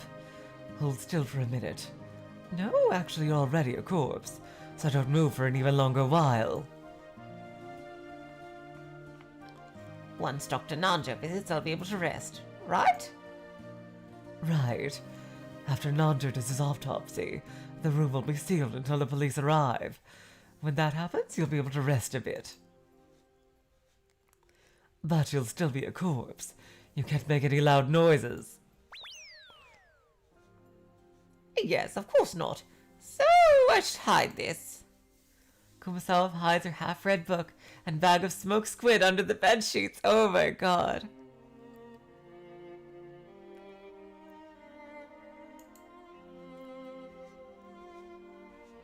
My, aren't you well prepared? Careful not to relax too much. Don't forget that if for some reason the show is a failure, there will be no reward. Of course, I'll be careful. During their light banter, Beatrice had pulled a stake from her tool bag. Kumasawa is to be gouged and killed with this stake.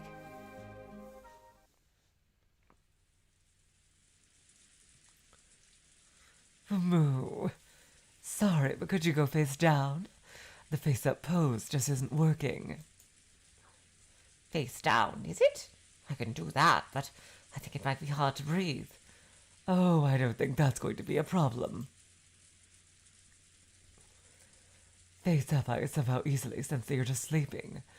Could you just test laying face down now for a minute? Just to test.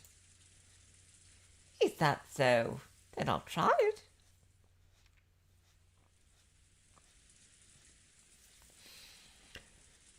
Will it be difficult to hold that pose for a long time? For the time being, I can manage somehow. I hope the autopsy comes soon. I see. Stay like that for now. I'm going to adjust your clothes a bit. Without the clothes set up right, there's no realism.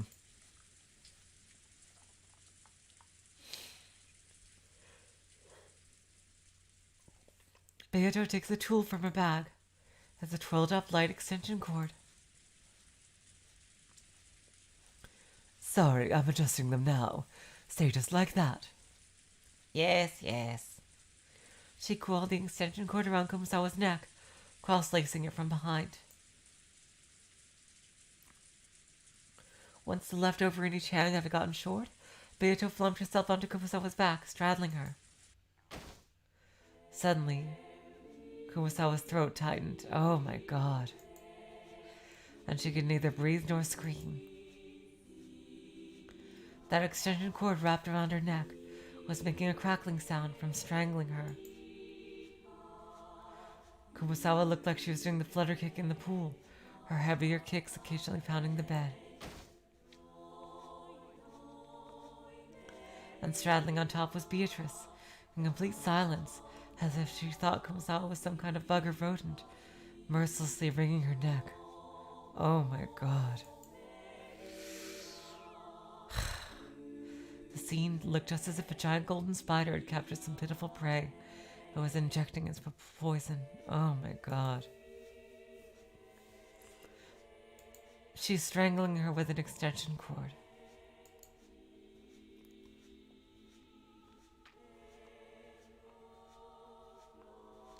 And along with that, the canopy bed must also appear to be made from this strange spider silk.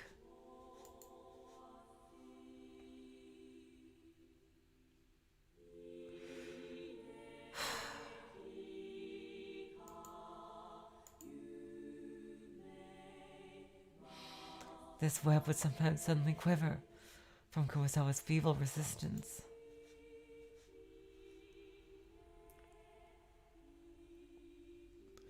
And finally, Beatrice slowly got off of Kumasawa's back. Kumasawa didn't move a muscle. She was dead. Sorry, Kumasawa. Your gouge is in the leg. To kill you by stabbing you there would be unnecessarily painful. Done with her strangling tool, Beatrix grabbed her nearby rifle.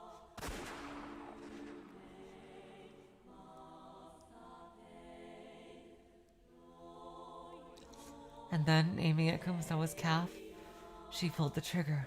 Oh, God. The gunshot wasn't loud. It wasn't like the bang sounds from TV or the movies.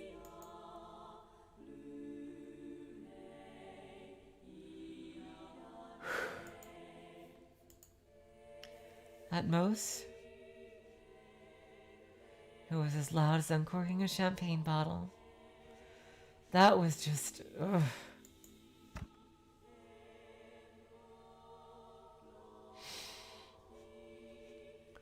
But then a splot of blood flies. And there's blood oozing out of the discomforting hole as it's being fished into.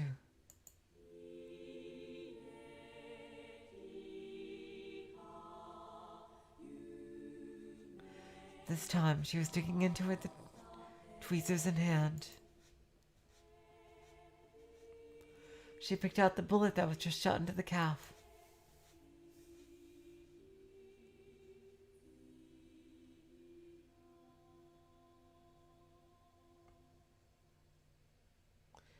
Then she unceremoniously tossed into a small vinyl bag she had in her larger tool bag. Already stored in that vinyl bag were several stained bullets. The placing with the 4th and 5th twilights can be taken care of with just a gun, but it gets more troublesome as the twilights go on.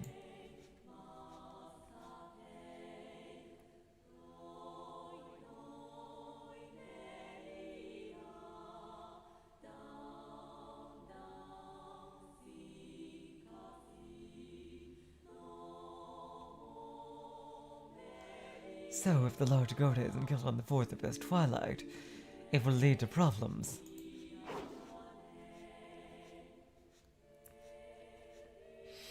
Then, taking the stake, she put the tip of the bloody, still oozing hole in the calf. Using her body weight, she carefully pressed it in deeper.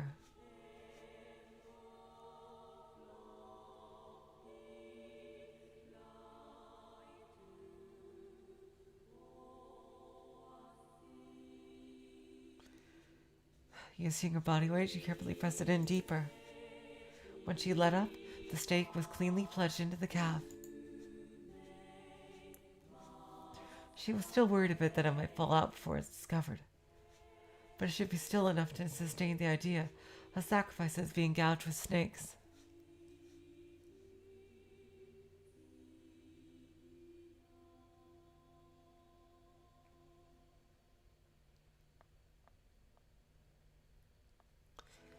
She was still a bit worried that but it should be still enough to sustain the idea of sacrifices being gouged with stakes.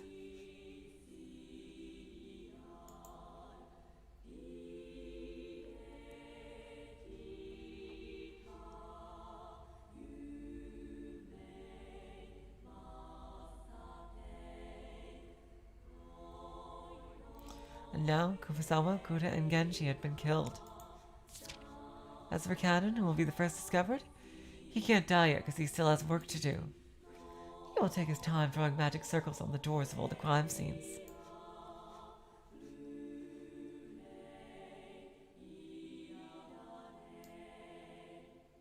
The chapel is far from the mansion, so it won't be searched first.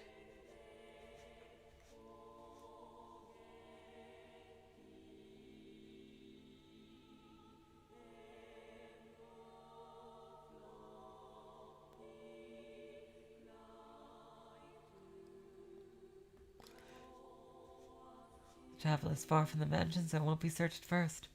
There are 4 scenes to find in the mansion, but they'll have to break a window to get in since they're all locked. Other than the parlor, all the locations are on the 2nd floor or higher, so it's nearly certain. Hi. Yeah. Lambda Delta certainty. That the first scene they'll set their foot in will be the parlor. In the parlor, Canon will be dead, and in his pocket a master key. And in the room will also be a letter from the witch that includes the key to the next room. The survivors will end up following the corpses and following with the dictated route.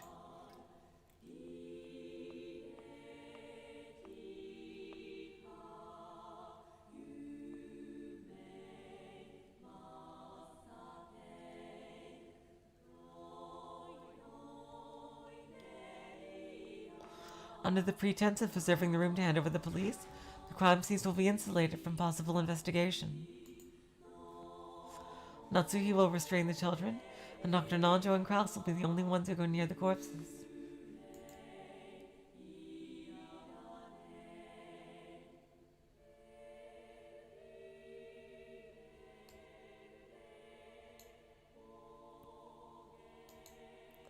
Jessica might want to run up to Canon's corpse. She'll require special attention.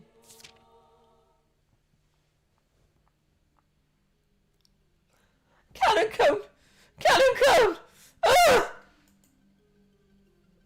Jessica, calm down, don't look. Don't come in! Unbelievable. Damn it! With the suspicion that the servants may be culprits has been cleared up, hasn't it, Natsuhi Obasan? It's a different message bottle that we didn't see, Void Dweller. George has sent a cold glare at Natsuhi, who suspected the servants and driven them from the guest house.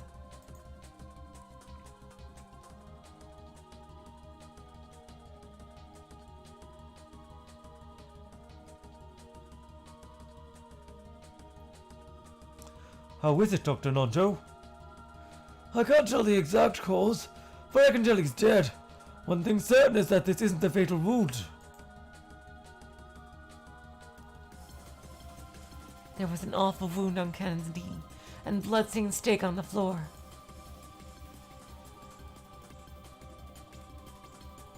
There's no doubt that the culprit pierced Canon's knee.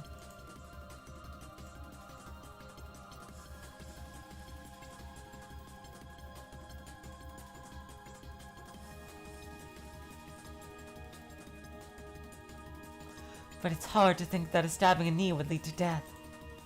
He was probably killed another way, but Nanjo couldn't grasp what it was with a cursory examination.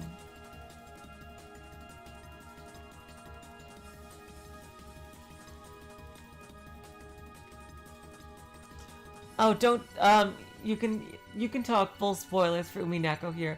There's no way anybody would read this.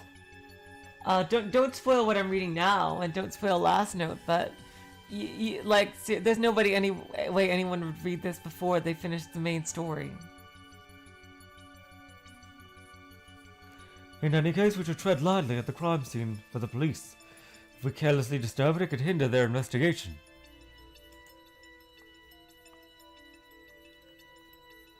I agree. We should probably not do anything more in this room. More importantly, I'm concerned about the key to the VIP room. That it was always inside the envelope.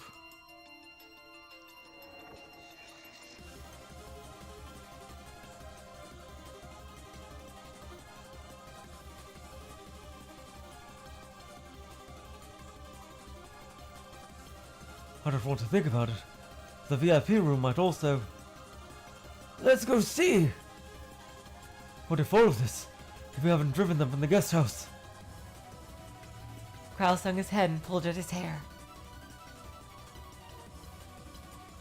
Sorry, Canon, for not being able to trust you and the others. To be unable to trust in my subordinates. I have no right to stand above other people.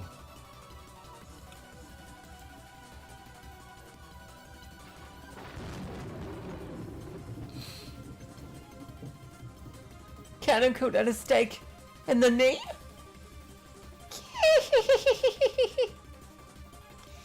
It's the seventh twilight.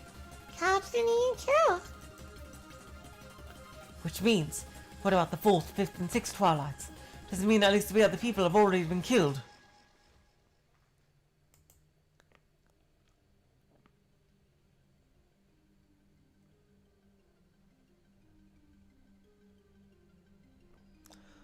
Calm down, George Aniki. We still don't know that for sure.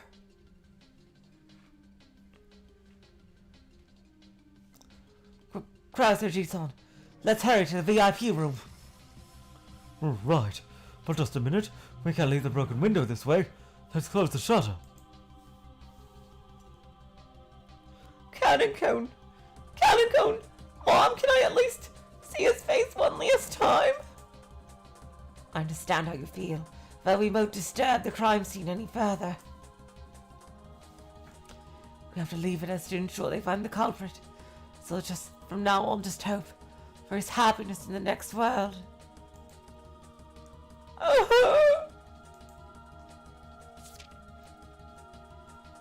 And so they'll all head to the second floor's VIP room.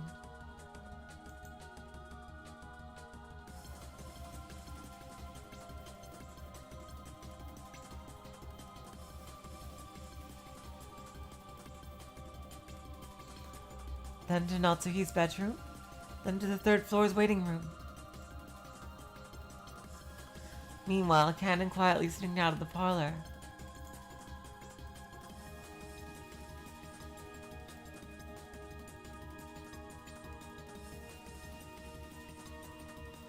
He's got a master key, so he can just leave straight out the door and then lock it. Canon's even got 2 master keys, so he can leave one behind in the parlor. Of course, there is concern that after the epitaph murders are complete, the crime scenes will all be investigated again. For that situation, so that Canon's missing corpse won't create an inconsistency, the culprit will have to perform some action that takes Canon's corpse away. Canon's disappearing corpse can become the trigger for another mystery.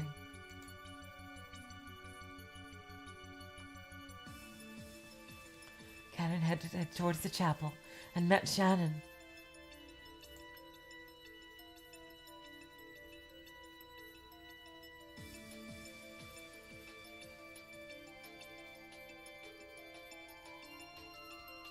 Then he gave his master key to Shannon.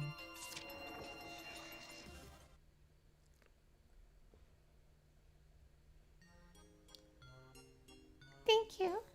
How was the assignment? I was just sleeping. It was a lot easier than carrying a sack of fertilizer. Good work, Canon.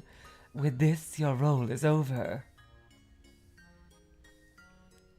Thank you, Beatrice-sama. Bye, Nason. See you on the next game board. Okay, see you on the next game board. It's so interesting that they have... I think it's so interesting that they have memories of the game boards.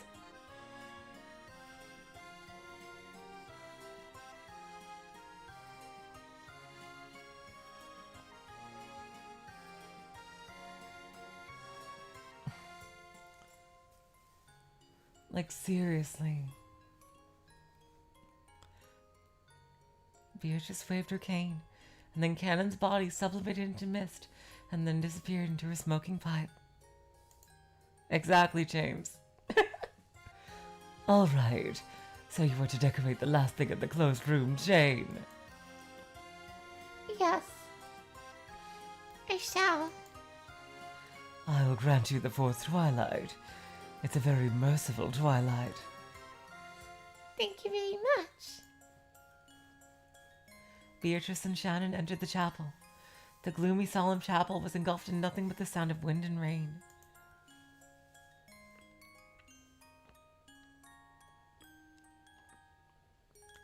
Where would be good?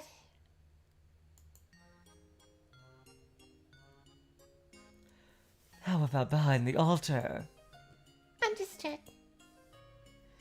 Between the stained glass and the altar in front of it, there was a crevice no more than 20 centimeters wide.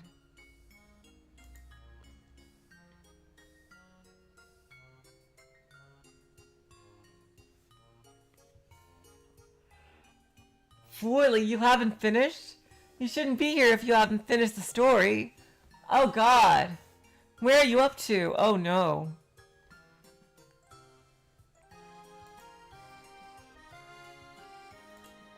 The crevice was sufficiently deep. Shannon had an advanced pilot prepared a metal dumbbell tied to a rope. And then she carefully tested hanging and lowering the dumbbell into the crevice. It went in with no problems. The weight of the dumbbell was ideal.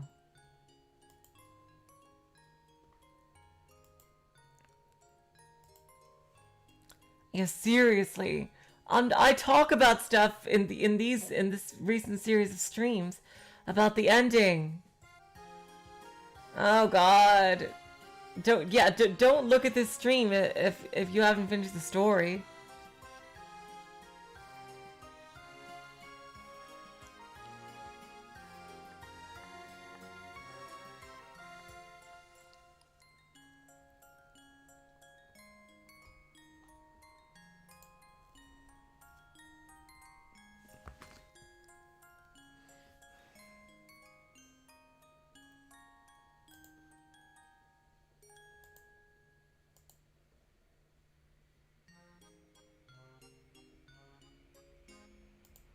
It went in with no problems. The weight of the dumbbell was ideal. How is it? Any problems?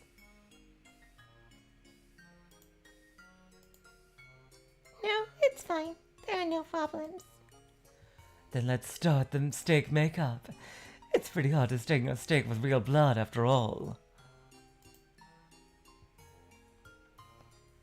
Okay, $4. Well, if you like that, then that's great. She pulled some painting materials out of her bag. It's the exact same stuff used in movies and the like. And so she applied blood makeup to the end of the steak. A cinch. How are your preparations? Yes, I'm ready. Shannon tied a pistol to the end of the rope opposite to that of the dumbbell. And then she carefully lowered the dumbbell into the crevice between the altar and the stained glass window.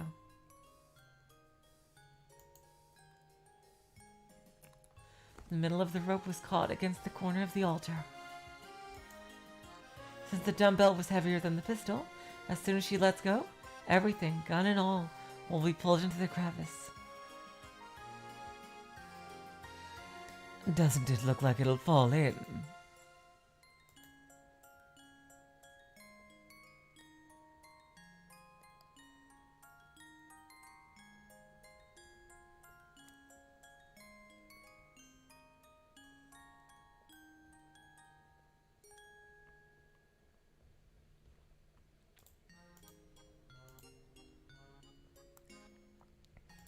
Yes, there are no problems.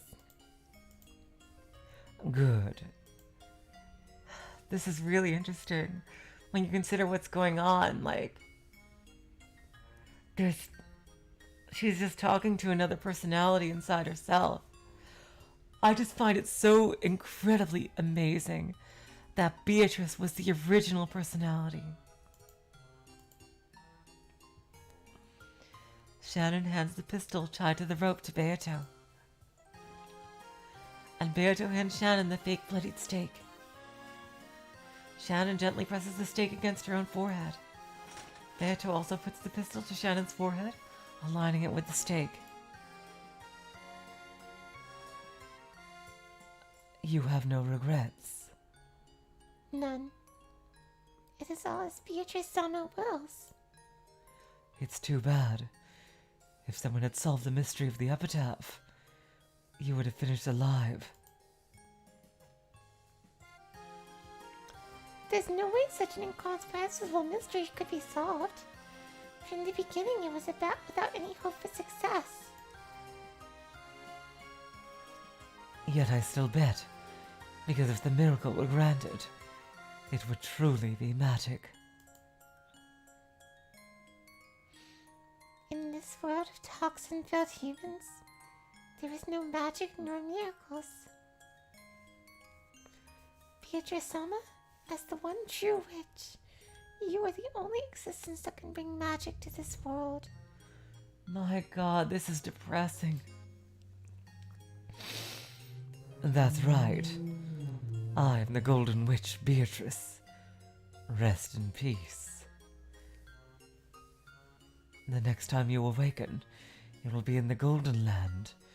Your beloved George will also be there. Thank you very much, Beatrice Sama.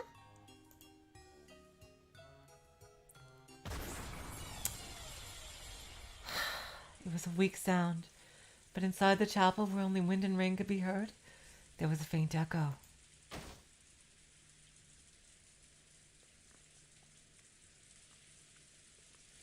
And Shannon was tranquilly looking up at the ceiling. Then she suddenly collapsed like a puppet that had lost its strings. Beato let go of the pistol in her hand. And when she does, the pistol, pulled by the heavy dumbbell, is swiftly swallowed up by the darkness of the crevice, disappearing with a heavy metallic clank. All that's left in front of the altar is Shannon's body with a bloody forehead, and strewn on the floor beside her, a stake for gouging sacrifices.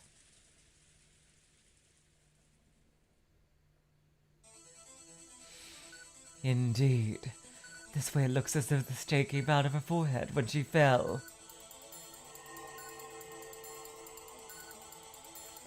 And with another wave of her cane, golden butterflies took the shape of an envelope placed next to Shannon. Inside was entrusted the first key, the key to the parlor. And so the closed room chain is complete. Yep, Void Dweller. The 5 people, all with the master keys and the keys to each successive room, were all locked up in their own closed rooms.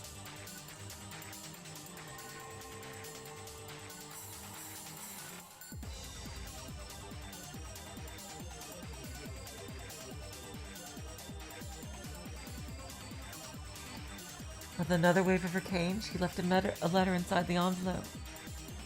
It said something about Canon's corpse being borrowed as another sacrifice for the ceremony. And so they'll rush back to the parlor.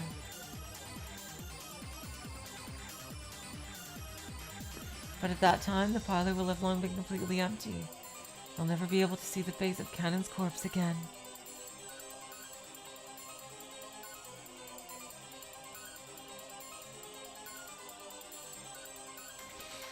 Okay, with this, the epitaph murders are over. What do you think, Battler? I hope you enjoy my mystery!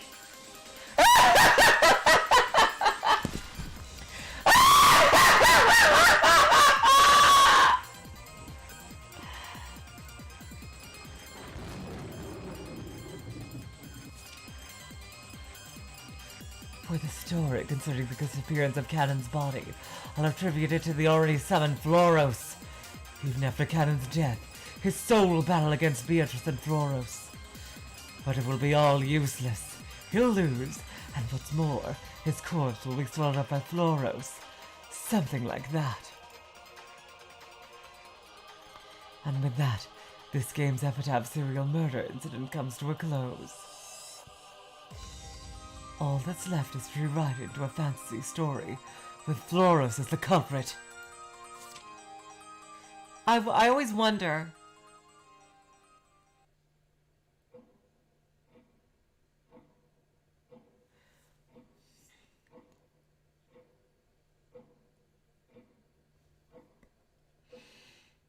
I always wonder, how did Beatrice feel in the afterlife, in the meta world, seeing the stories that she wrote come to life, essentially, being able to speak with like the people that she created, and like have them actually like take on a life of their own. That's something I always wonder how she felt about.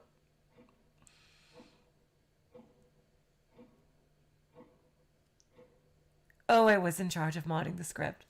Ah, Les Mis. She did everything.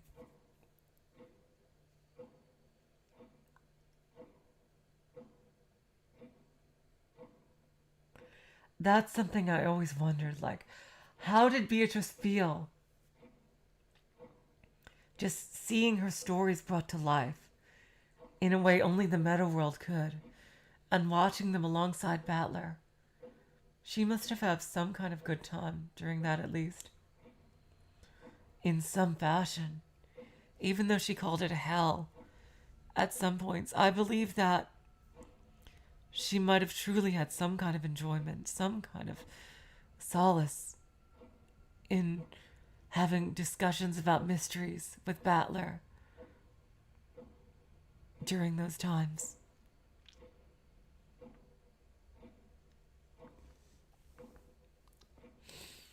That's what it is at present. I will arrange it into a proper story format, but that's the really tough part. The displayed story and the undisplayed story, matching them together as literature is truly an ordeal. It's like having to think up all the tricks, except I have to do even more. So by only letting the surface be read, your story reaches the height of extravagance. Indeed it does. I'm constantly painting both a fantasy story and a mystery story. Nevertheless, I only release one story.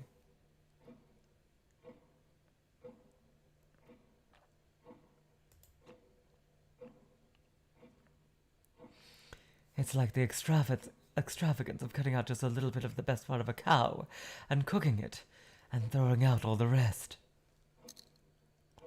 An extravagant comparison. However, do you not have regrets? Regrets, you say?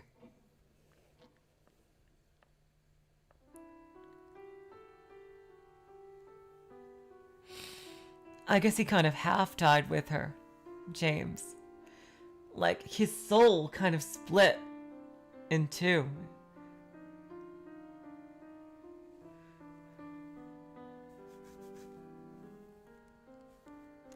I mean, Battler's soul kind of did. Dlanor had returned the bundled manuscript to Beato.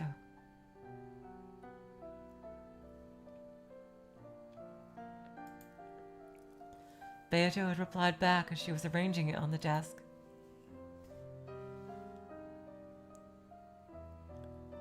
You paid twice the story, and then you cook only the surface half.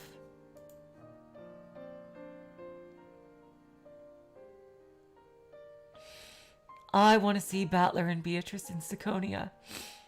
I just want to see them living happily. I want to see just even a brief glimpse of them happily living in the meta world in the garden for all eternity. Yeah, his body was left with Toya, that half of him. And then later Toya's. And then later at the very end of the story, the Toya half went back to Battler. In heaven, meta world, wherever you want to call it, afterlife.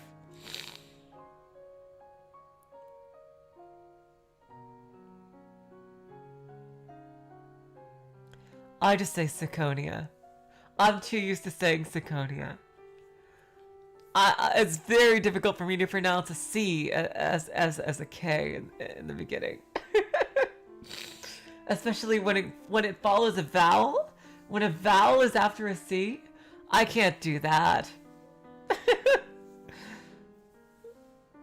Those who would know of the remaining half, so extravagantly discarded, would surely sing praise and astonishment as its taste and bold cuts. However, among all the humans in the world, there aren't many that are as discerning as you desire.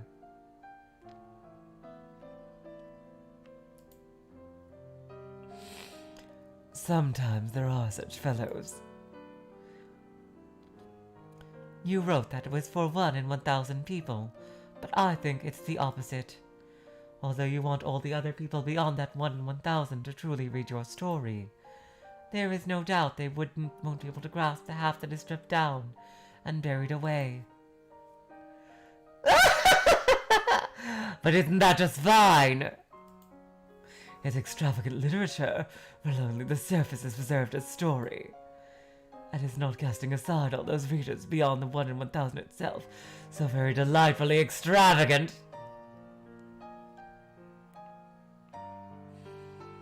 Are you happy with that?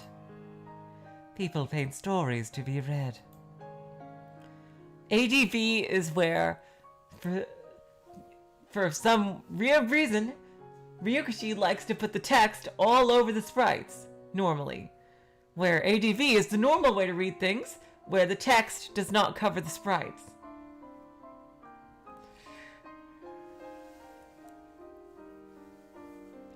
I have no idea why you would want your sprites to be covered by text. Like, so nobody can see the sprites and the backgrounds and everything's like jumbled together and the characters' expressions are covered. Like, I just don't understand the point of NVL. To me, it's like having the illustrations in a novel. Like, if a novel had some illustrations covered up by the text. I just don't get it. To paint a story not to be read by anyone, to cast it into darkness by one's own will, is beyond extravagance. It can even be thought to be foolish.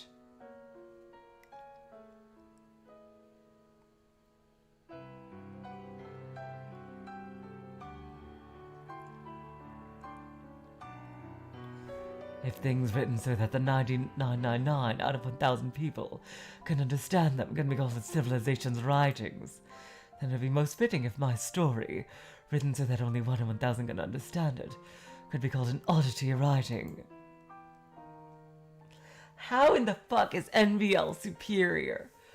Why do you want the sprites to be covered? And the back, like, seriously, I just don't get that, James. I'm sorry. It's a story painted by a witch. So if it has an odd taste, then should it not be called an oddity of writing?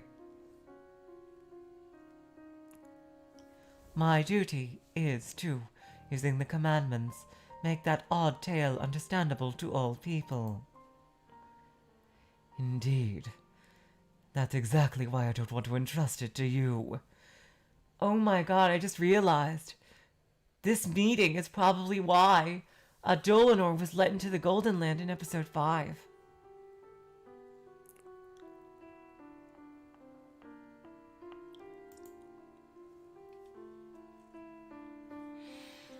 However, I understand your reasons. It can't be made so the 999 people can understand it, but at least I may be able to help you reach just one more person. What do you mean by help? I want to someday release this incomplete manuscript.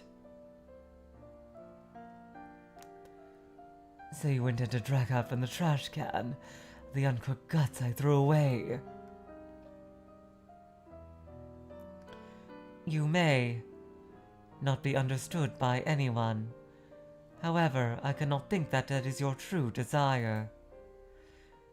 You do not seek understanding from those 999 people.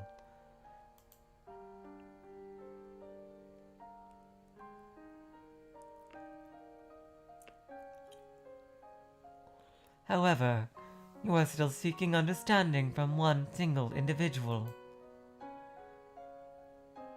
There is a possibility that not even that one person will appear.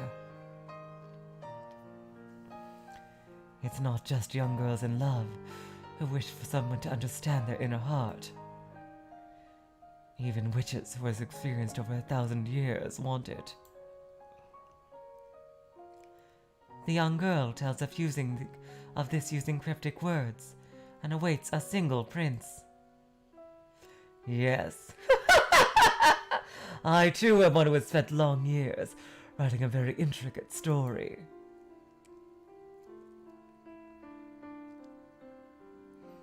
If the time comes that the prince does not appear, I shall serve as the guidepost that leads him to you. Nox's 10 Commandments guarantee that it's a mystery? Could a thing like that really guide him to me? Oh my god! This is why Dlanor was helping Battler! Oh my god! This is why Dlanor was helping Battler. Beatrice asked him to. Her to, I should say. Beatrice asked her to. Oh my god.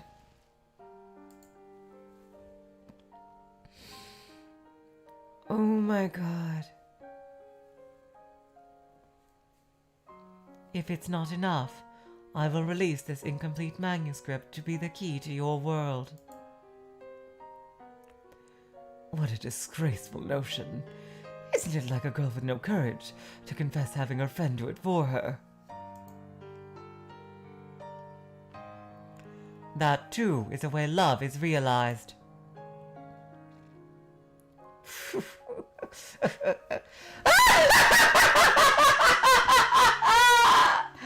Very well!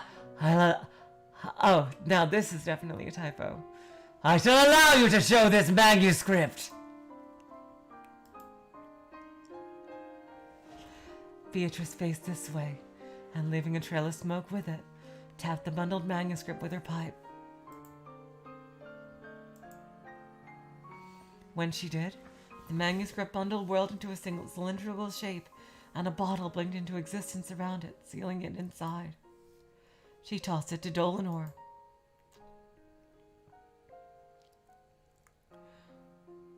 Do with it as you please, except I have just one condition. Yes. As long as I have life, I shall not suffer that seal's removal. Oh god, yep, this is after she died in the real world. That's why Dlanor released it. That makes perfect sense. But then people who reach the truth by this manuscript cannot tell you of it. The only prince I await is the one who arrives without reading the manuscript. One cannot love a cat after tearing out its guts. That is, opening that bottle is the same as tearing out my guts. Understood. I will do as you wish.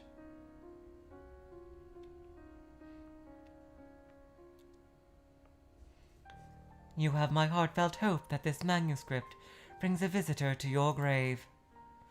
I don't know. The great witches of the Sea of Fragments are truly quite cold. Even if we suppose there was a person who'd visit my grave, they'd probably just come to spit on it.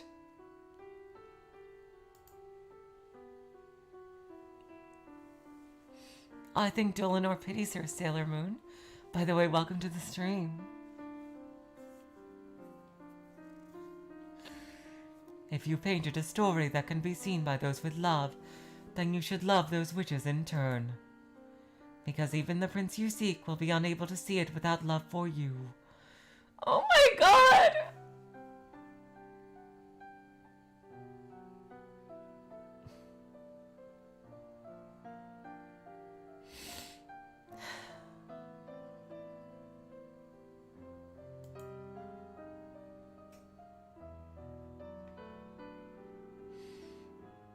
Wow.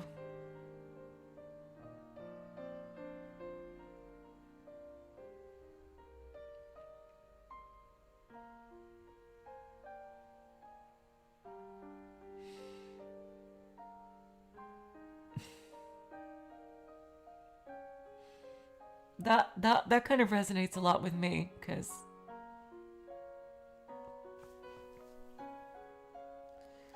I don't know, I always said that I pretty much got the gist of the mystery. And I did it. I think the main reason why I was able to is because I love Beatrice with all my heart. So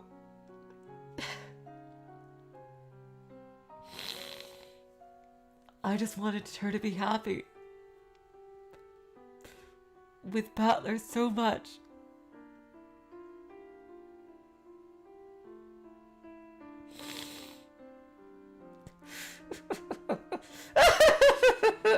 You've got me, you win.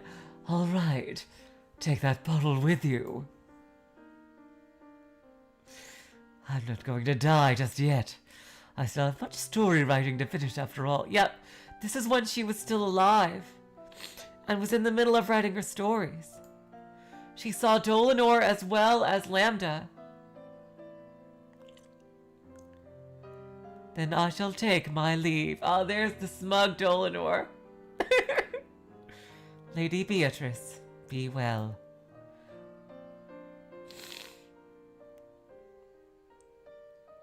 Please do not forget the many love-filled witches that wait for you. Oh, Lambda, is that true? I am honored. That and to read it the first time for you. Yes, of course.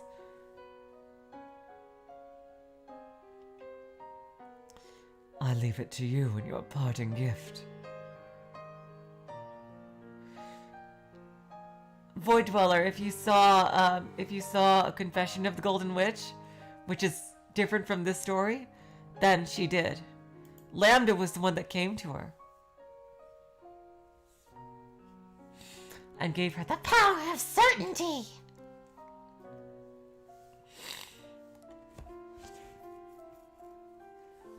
I leave it to you in your parting gift. Renove, the guest is taking her leave. See her to the door. Then get more tea for me. It's been a while, but I've a craving for sweet milk tea. I do, Sind. This adds so much to Dlanor's character. Yes, milady. Oh my god, the happy Beatrice sprite! Oh my god.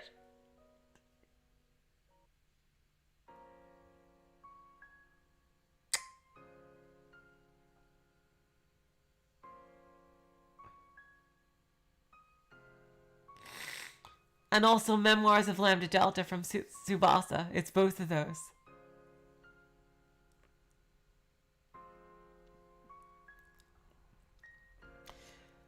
As a result of Lady Beatrice's death, I am releasing this incomplete tale in accordance with her will.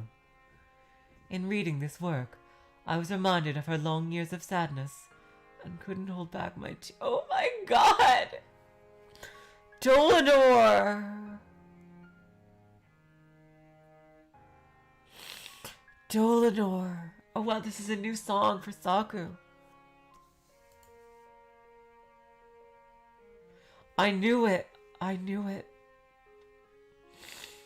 But at the same time, I felt pity for her.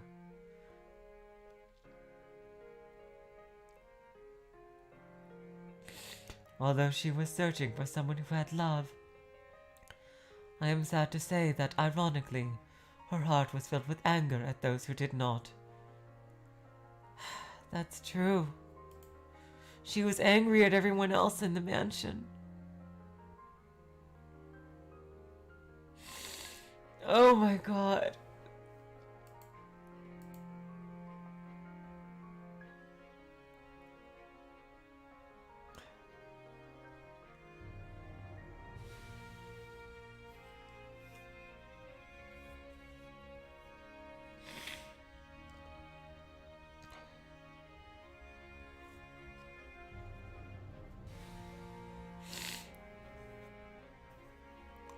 She once told me that it was fine if a story only reached one person in 1,000. However, that was wrong. Out of those 1,000 people, she wished her story would reach even one more person. If you asked her, she would surely laugh and deny it, but those were, without question, her true feelings. In the beginning, I was uncertain about releasing this manuscript.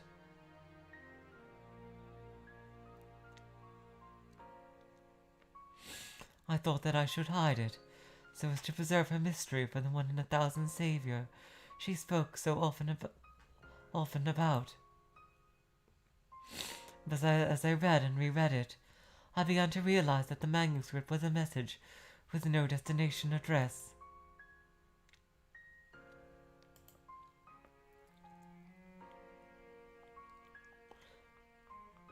It was a wish that even she never realized she had. But now I understand it, and I think it should be granted. That is the reason I decided to release this incomplete manuscript.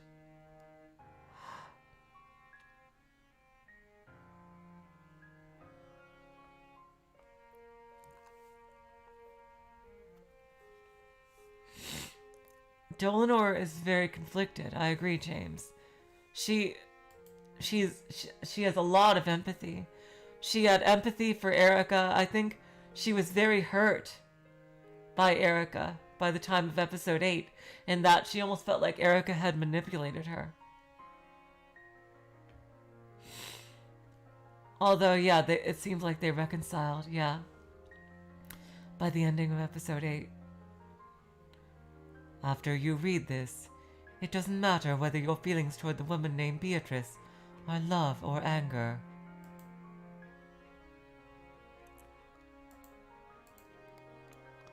But if you can,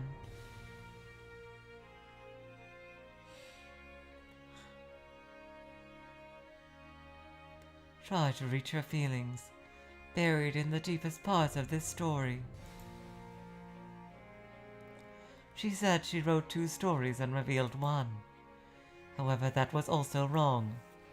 She wrote 3 stories and revealed 1.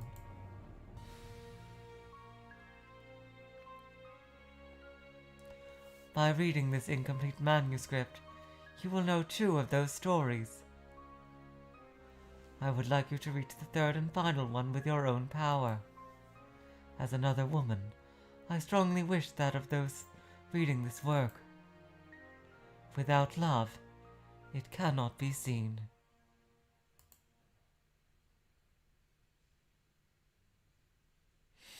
Hello, Greed Gem. Welcome to the stream. They are her words, but I shall repeat them. Love exists in everyone's hearts.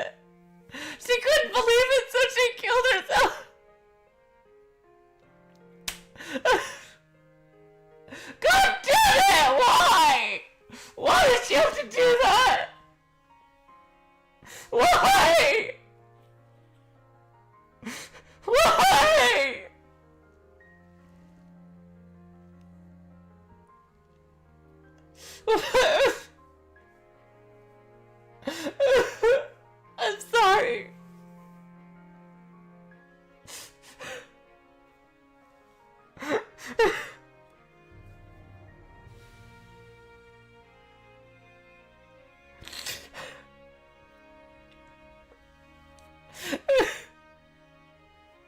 I'm sorry.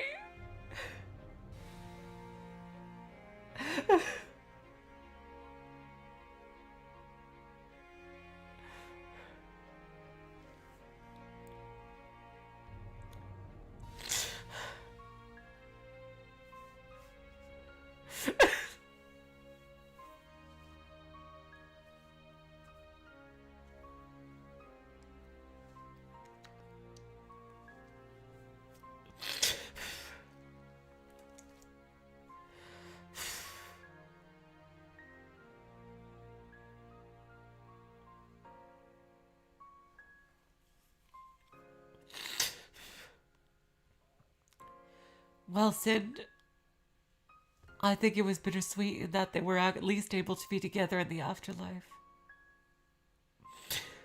They were at least able to be together in the real Golden Land.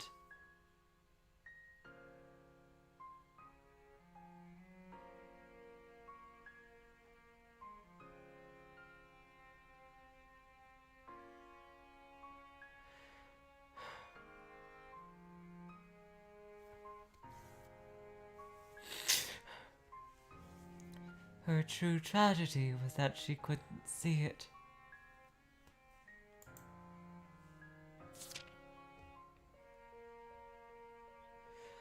My deepest thanks go out to everyone who helped write the compilation of this book. Oh, this is another character that we've never seen before, especially to my assistant on Zoom, Dlanor A. Knox. I wonder if that's a character we're going to see in Last Note.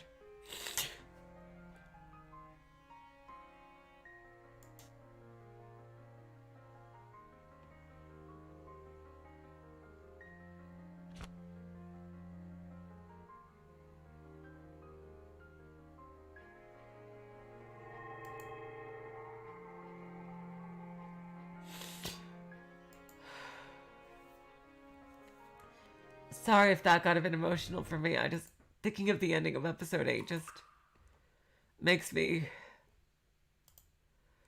Really, I'm so sorry. Oh wow, this lasted a bit longer than I thought, but I don't think there was any really good place to split this.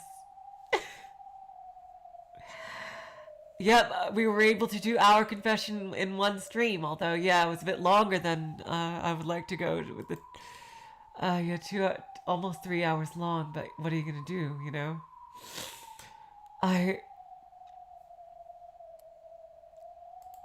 Next time. The last note of the Golden Witch.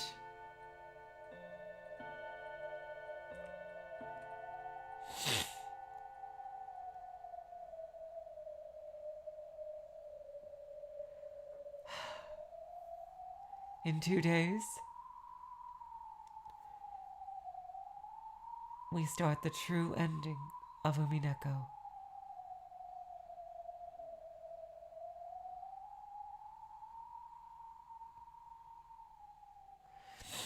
It doesn't matter, Void Dweller, because she can't have children, and she wasn't raised as his family, so really, it's only technically she is, but I can't wait. The ultimate true ending of Umineko in 2 days. Tomorrow, some more Fata Morgana. Until then, I will say, so long, farewell, auf Wiedersehen, good night. You are all the sweetest of hearts. See ya.